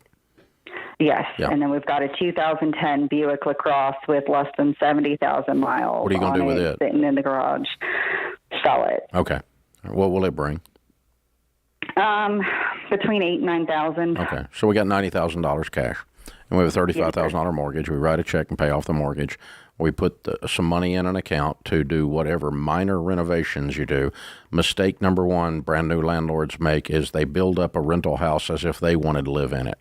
It's not your house. It's a rental house. Yes, sir. And whatever you do, you're going to end up doing over in 5 years anyway. So don't spend more than is necessary to make the home reasonably appealing to the rental market in that price range. Okay. Don't overspend on the rehab. Yes, sir. As if you were trying to somehow make his house nice again with him having gone to heaven, or somehow... First two rentals I did in my 20s, but the first two I fixed them up way too nice. Like Sharon and I were going to move in them or something, and we weren't the market for that particular house. So that's, you fix it up nice enough to fit that market because you're going to spend the money again anyway. So that shouldn't be a lot of money. He was the house was habitable. He was in it. So, coat of paint, maybe some carpet, some light rehabs through kitchens and stuff, but don't go in there and start just completely gutting this thing and spend $100,000 on it. I would not do that. Hey, Heather, can I ask you a hard question? Yes. Let's pretend your friend was still with us. Were you and your husband wanting to get into the real estate business? We had entertained the idea, but given our finances, we were not going to be looking to get into the real estate business anytime soon. Do you guys have a bunch of personal debt that y'all need to clear up? No, sir. The only debt that we have to our name right now, other than our mortgage, is one car loan with about $7,500 left on it. Yeah, you'll write that check too. That's right. And how much is your mortgage balance? Our mortgage balance is currently about $96,000. We refinanced in 2020 to a 2.5% 15-year fixed rate. Yeah, you need to pay that off as soon as possible too. So whatever you don't spend on this rehab, which should be the majority of this money, so $30,000-$40,000 or so needs to go on your mortgage. Oh, wait a minute, we paid off your car, so $20,000 or $30,000 needs to go on your mortgage. Pay off your car, do a light rehab, pay off the mortgage on the rental, and then let's get your house paid off as soon as possible. Okay. So would it be out of line to fully fund our emergency fund before we do anything with our mortgage? No, that would be in baby steps. That's perfect. Okay. Yeah. Let me tell you this, Heather. I've moved several times over the last 10, 15 years, and my granddad passed away, and he left me this. Before he had died, he'd given me this really cool suit jacket, and it didn't fit. I'm a little bit bigger than him, but I always kept it, and I always liked it, and I would put it on every once in a while but usually I put it on when I was moving, and I was like, I'm keeping this one. And this last time we moved to the house that we live in now, I moved it over to the keep pile, and I'll never forget, I was all by myself. I had a pile of clothes, and I took that jacket, and I looked at it and said, my granddad's not inside this jacket. And I put my hand on my chest and said, my granddad's here. And my son comes bebopping up the stairs, and I said, and my granddad's there. He's not in this jacket. This jacket doesn't fit, and I'm carrying it around trying to preserve these memories, and that's not where the memories are. The memories are inside my heart, and I put that jacket in the giveaway pile. And so sometimes we keep stuff because we want to hang on to these people. They're with us whether we got that stuff in that junk or not.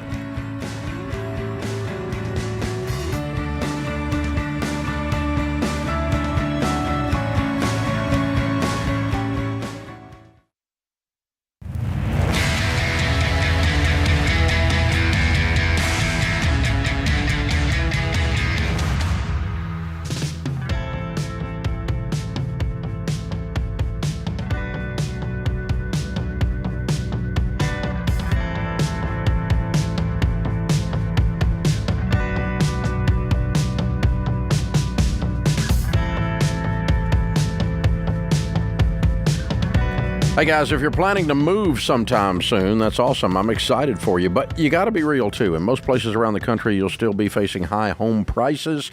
Interest rates aren't exactly returning to their record lows. Doesn't make home ownership impossible though.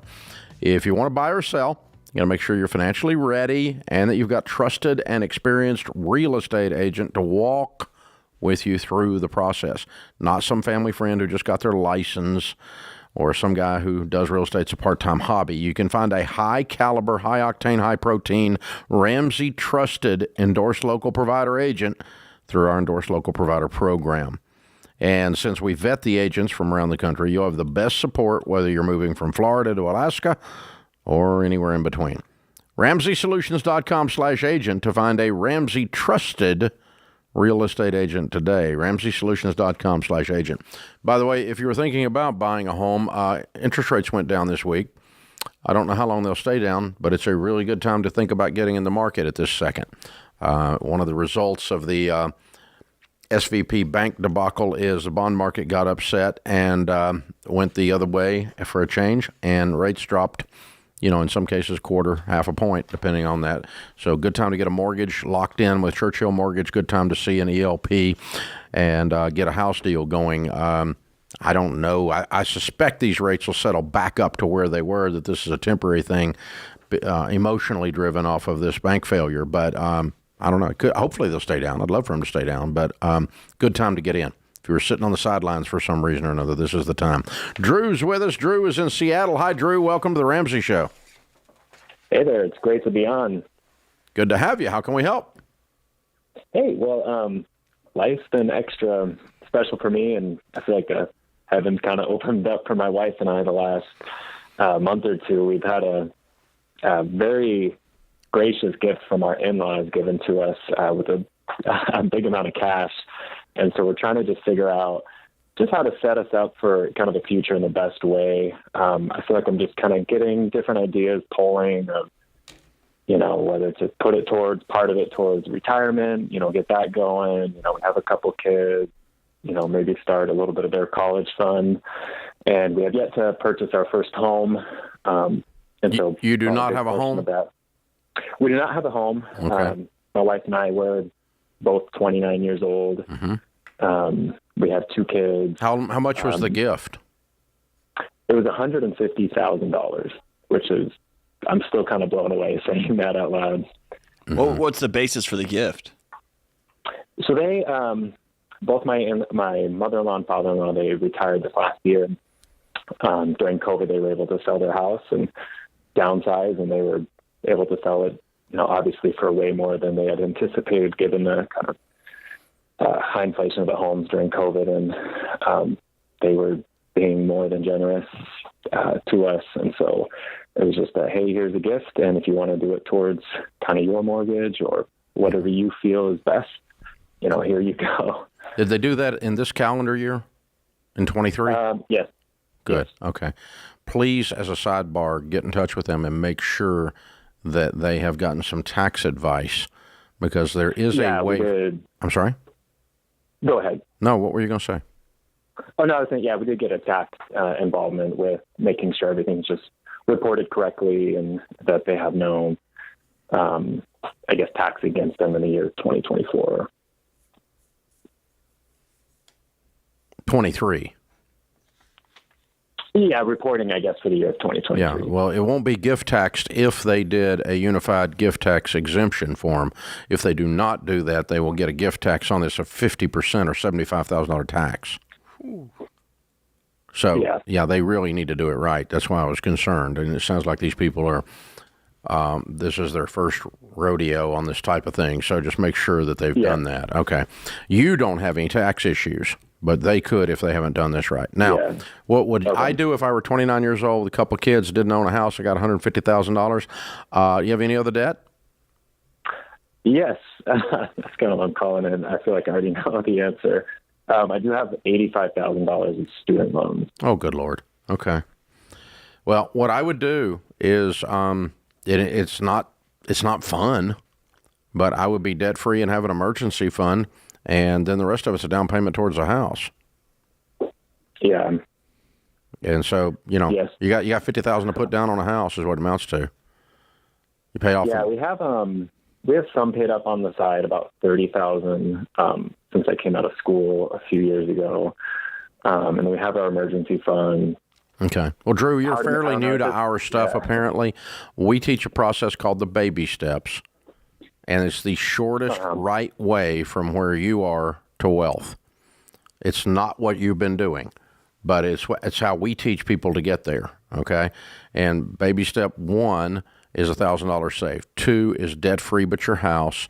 That frees up your income, which is your largest wealth-building tool, larger than the gift you got, by the way. What is your income, by the way? About $90,000 annually.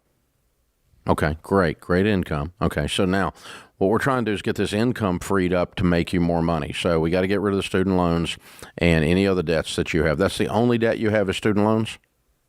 Yes. Okay. So, yeah, you're debt-free when you get this check, and you put an emergency fund aside. That's baby step 3, 3 to 6 months of expenses. You start saving 15% of your income towards retirement, and you should have $50,000 or so left over to put as your down payment on your house. And that gets you into a house on a 15-year fixed rate where the payment is no more than a fourth of your take-home pay. Then you're putting 15% of your income away into retirement. You start your kids' college funds, and then baby step 6 is we get this house paid off. And that's going to take 7-8 years. And that's, so by the time you're 40, you should have a paid-for house. And you should have several $100,000 in mutual funds in your 401k, and your kids' college ought to be well underway, if not taken care of by then. You've got the money to do all of that if you follow this, but it's not, it's not like, woohoo, I got $150,000, let's do something cool with it. I got $85,000 in student loan debt. So you don't get any woohoo moment with this. I'm sorry. You do grown-up stuff with this. Oh, that hurts so, man. I hurt for you, man. Yeah. I might take $5,000 to go do something fun, take the family on a trip or something. I might do that out of this to have a little bit of woohoo out of it. But really, I'm just going to call on you to be a grown-up and do smart stuff with it. Yeah. And because that's what's going to put your family, if you live like no one else later, you can live and give like no one else. It's going to put you in the best position to win long term. And now, you're going to have a whole lot of people tell you to do a whole lot of stupid butt stuff other than that, but they're going to be what's known as wrong. There's not anything else on the planet I know a lot about, Drew, but this stuff, I got this down. I'm the best there is at this. And if you'll do this stuff, it'll change your whole dadgum life in your family tree.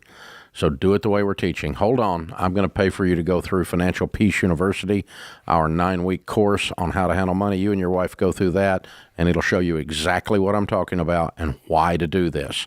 And we'll help you get not only the rest of the way out of debt, not only get this thing paid off, not only get this house paid off, but move in the right direction here. That's right. Oh, yeah. Again, I hurt for you, but there's not another way. Yeah, it's the hard, we're talking about it in another segment. It's the hard right. Yeah, that's right. The right hard, whatever it is. I can't ever get it right. Hard right. The right thing to do that's hard. And that's just, the kids call it adulting, but it's just grown-up land. I mean, it's just... And there's also going to be some probably conversation with their in-laws who might feel like, well, I didn't know you were going to pay off your student loans with this. I thought we were going to, right? And that just may be part of it. They gave you that money, and that is what it is. Yeah. But that's what you should do with it, regardless of whose opinion is cross purposes with that. It doesn't really matter to me. That's exactly what you should do with it. When we were kids, Dave, like $100,000 felt like it would solve every problem on earth. And when you're like $100,000 will just get you started on creating problems, right? It's like, well, that'll mostly get done with your student loans, and it's like, oh, that hurts. It hurts, but you got to act like an adult, man. Yeah. This is the Ramsey Show.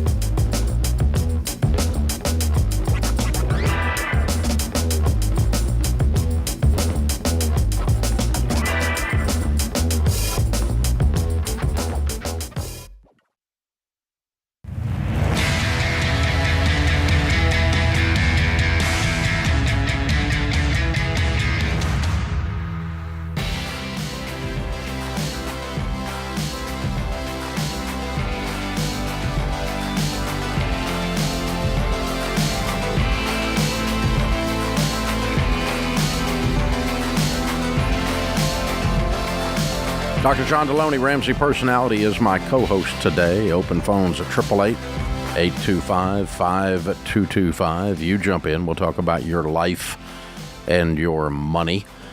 By the way, if you guys have been blessed by this show, we could use your help. And many of you have been responding to this request based on the numbers we're seeing, so thank you. The request is pretty simple. If you are watching or listening to this show digitally in a podcast or YouTube or something like that, you've got the mechanism to share the show with your friends with a link. Do that. Share the show. Subscribe to the show. Follow the show, depending on what the format is you're doing this.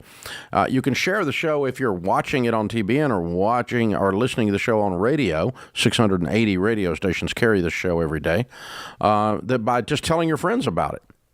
That's how you share it. Just say, hey, have you guys been listening to such and such a radio station in the afternoons and the mornings? That's when Ramsey Show is on, and you ought to listen to it. It's pretty incredible. Thank you for sharing it, following it, subscribing. Lastly, leave a review if in the digital settings. Leave a 5-star review. 1 stars don't help. Don't help anybody. They don't even help you feel better. So if your mother said if you don't have anything nice to say, don't say anything at all. So leave a 5-star review. And all of those 3 things, sharing, subscribing, and 5-star reviews, really drive the algorithms that cause the listenership to go up and cause us to be able to help more people. And that's what we're here for. So thank you. Thank you for that, because we're seeing our numbers rise dramatically this year. All right, Valerie's with us in Sacramento. Hi, Valerie. Welcome to the Ramsey Show. Oh, thanks for taking my call, Dave. Last time I heard you speak, I was with my 12-year-old son, and he has been frugal ever since he saw you. So wow. Thank you for that. And I'm calling today. I'm selling my cabin that is currently buried in snow in Tahoe, and I'll be making about $388,000. My question is, should I take the proceeds of the cabin and pay off my mortgage, which is $200,000, and I have roughly $50,000 in other debt, or take that money to buy another similar place in a place with no snow where I could collect about $1,500 in rent? If your home was paid for, would you borrow on it to buy a rental property? I would probably do that, yes. Okay. Wow. Hey, listen. If you were standing here, I'd high five you. Most people lie to Dave, and you didn't. So congratulations. At least you told the truth. It's insane what you said, but you told the truth, and so that's good.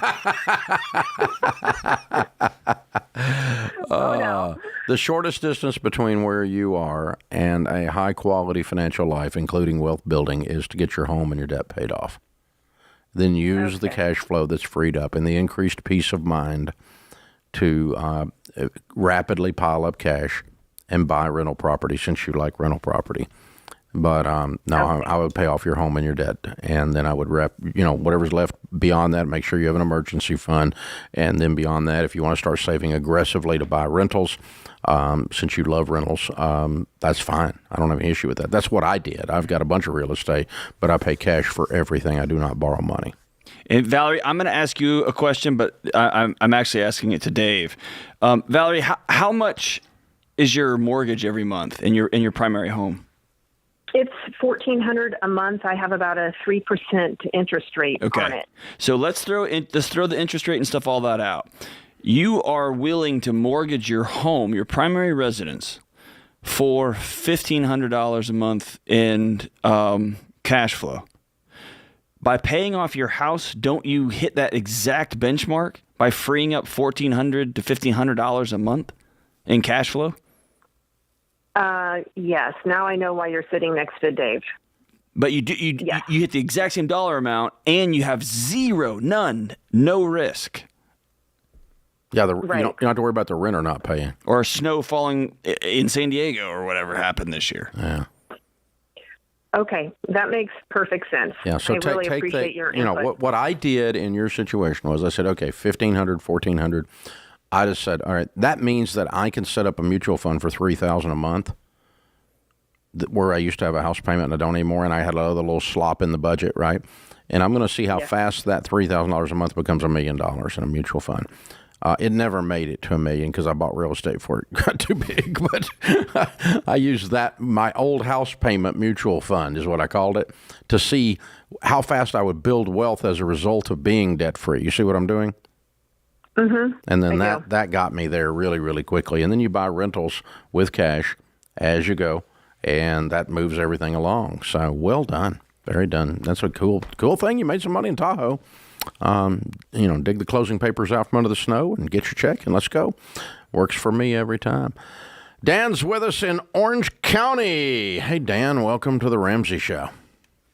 Thank you for having me. Sure. How can we help? Yeah, so I'm currently in Southern California. I'll be graduating soon this year, and we'll have my first job in Northern California while I have to move. And I have about $5,000 saved up in cash and some investments as well. And I was wondering if I should save that cash in order to move to Northern California, or if I should start paying down the debt that I have in student loans, which is about $90,000. Mm-hmm. Okay. What are you graduating in? I have a master's in business management. Good for you. And you've already gotten the job lined up in Northern California? yeah, we'll be starting this summer. And making what? 150. Good for you. Well done. Well done.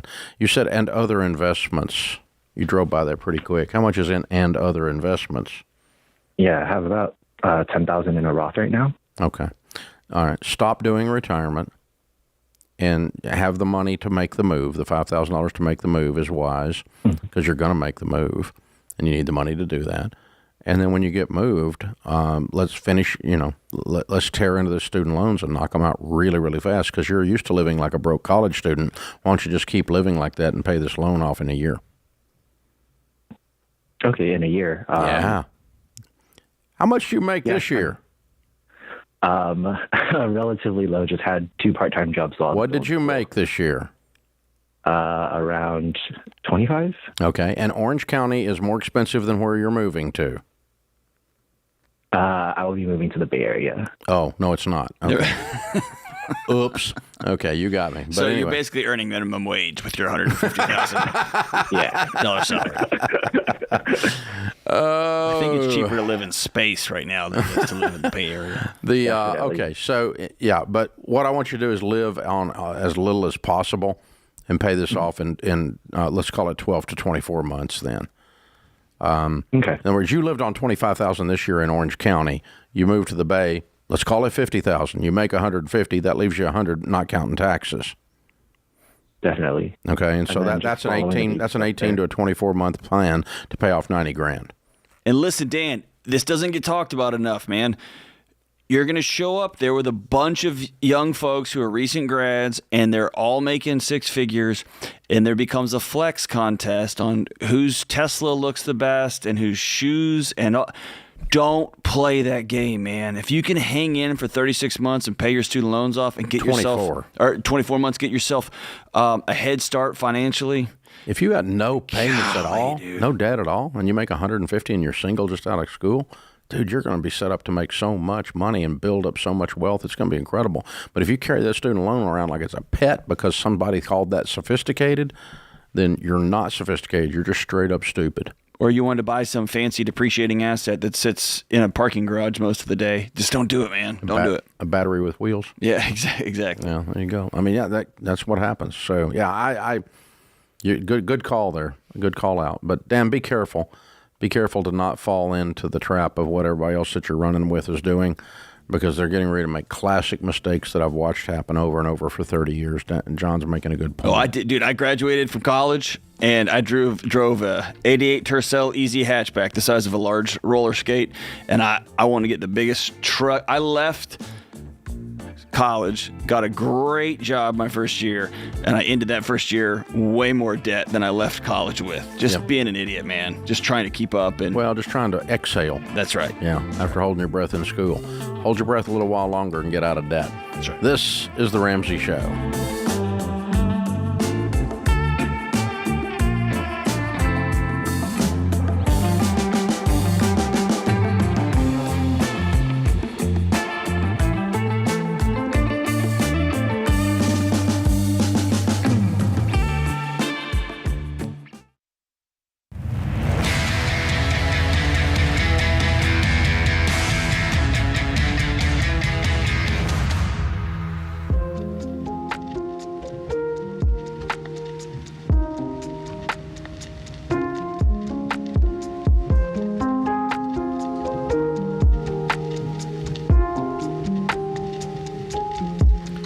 Psalms 37:4, delight yourself in the Lord, and he will give you the desires of your heart.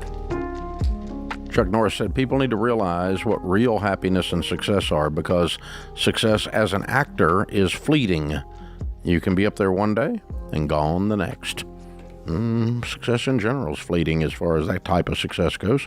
All right, Mary is going to join us now from Idaho Falls, Idaho. Hi, Mary. Welcome to The Ramsey Show. Oh. Hi, thank you for taking my call. Sure, what's up? So I'm trying to figure out kind of like my next move on what I should do for myself for work.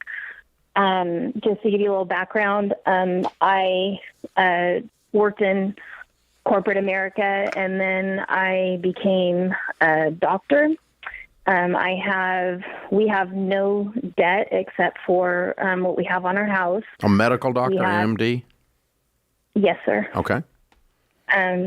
6 months, we have like the 6 month expenses. I have, we have $1,060,000 in like 401k Roth IRA. I also, because I work with corporate America, also have when I will draw on it about $1,000 a month pension, and so I don't have any med school loans, nothing except for just the yeah.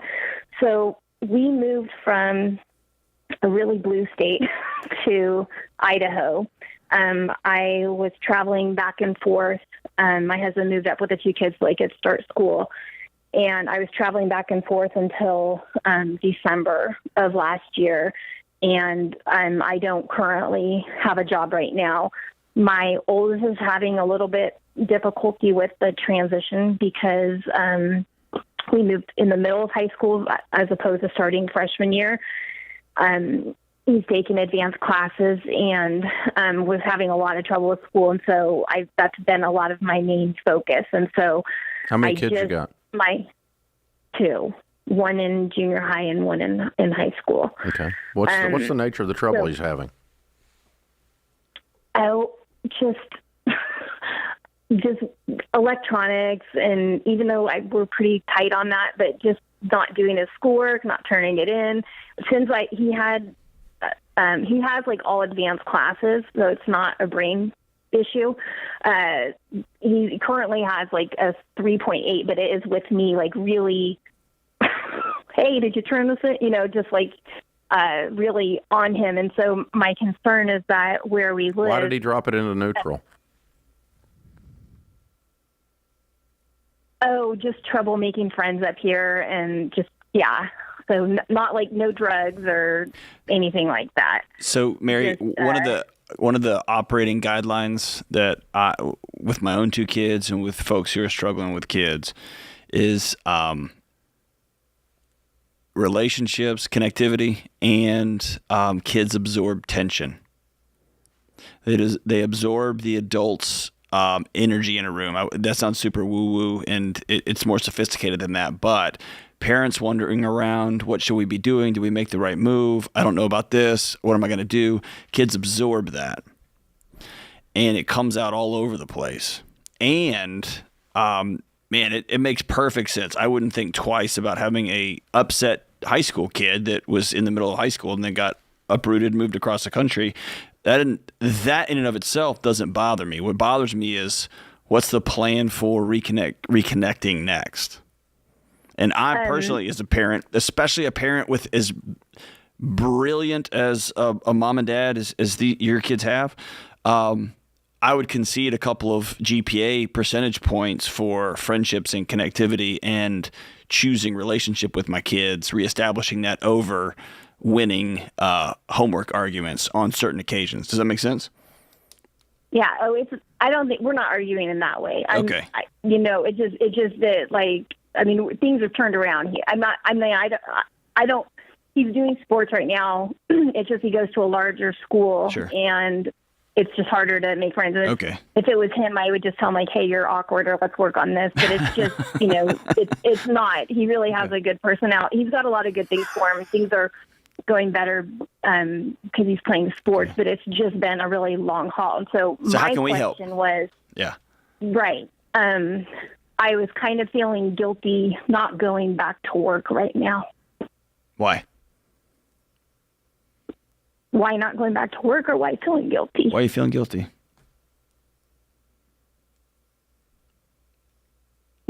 I don't know. I've worked really hard to get where I'm at, but my family is most important. So agreed. Yeah. I make the most out of between the 2 of us. I make way more than my husband. We're fine with just him working. Well, and this is not necessarily a permanent decision. No. Okay. If you take 6 months and get your family landed in a new city, and you concentrate on 100% mom duties for 6 months with the game plan of we're going back to being an MD after that, then it's not like you said, I'm going to walk away from all the work I did to become an MD and do nothing. You didn't say that. You said, I got to help this kid make the turn. Yeah. Are you using the kid to help you make the turn? Because I don't think you've made it. What does that mean, make the turn? Oh, I just got here in December. So, I mean, like, I know, but literally, like, flying back. Are you settled in? Are you settled into the new town, personally? No. There you go. No, we're moving. We just bought a house and we'll close in about a month. So no, we're living kind of in a glorified hotel apartment. I mean, it's an apartment, but it's like transition because we're just 6 months waiting from to find the today. right house. 6 months from today, the nest needs to be made. New connections and friendships need to be forming. A church is selected. We're plugged into community. We're starting to build new community. We've had people over to our house for dinner. You and your husband get settled. That'll help him get settled. And, you know, in 6 months, all of that should be well underway. And you can go back to work without hardly any stress. I would have zero guilt about doing that. None. Okay. That intellectual firepower you have, and that intellectual firepower you have, and that heart for others you have, it's okay to aim that at your family for a season. Yeah, this is a transition time. Yeah. It's not it's not required that you work 60 hours a week because you're not broke. That's the other thing. I mean, this is not, your family's not going to be in bankruptcy because of this. No. Not even close. You're millionaires. Yeah. So, I mean, you know, you've done I just never not worked, so it feels weird. Yeah. Oh, you're working. You're working real hard. You're exhausted. You're just not getting paid. Yeah. Yeah. You've been getting somebody pat you on the back and a check deposits every month, and that's been your validation.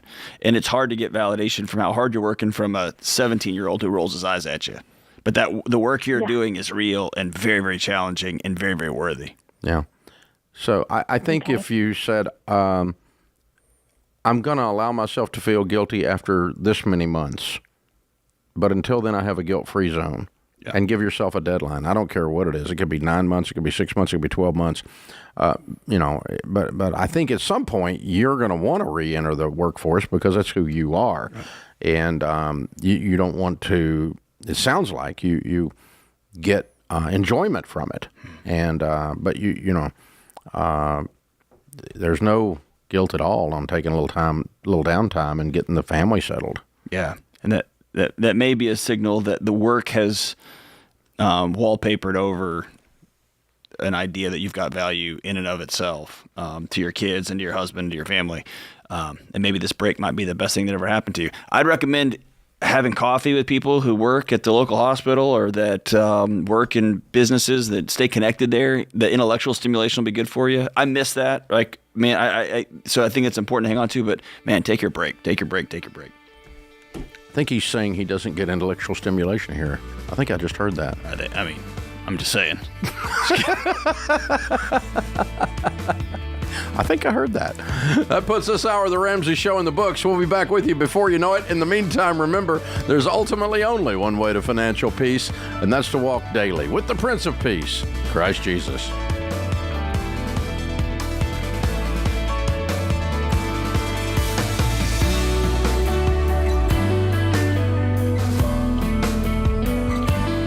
Hey, it's Dr. John Deloney. If you love the show and want a deeper dive on your money journey, we have a weekly newsletter that gives you trending and helpful articles and tips on following the Ramsey way. Just go to RamseySolutions.com today to sign up for our newsletter.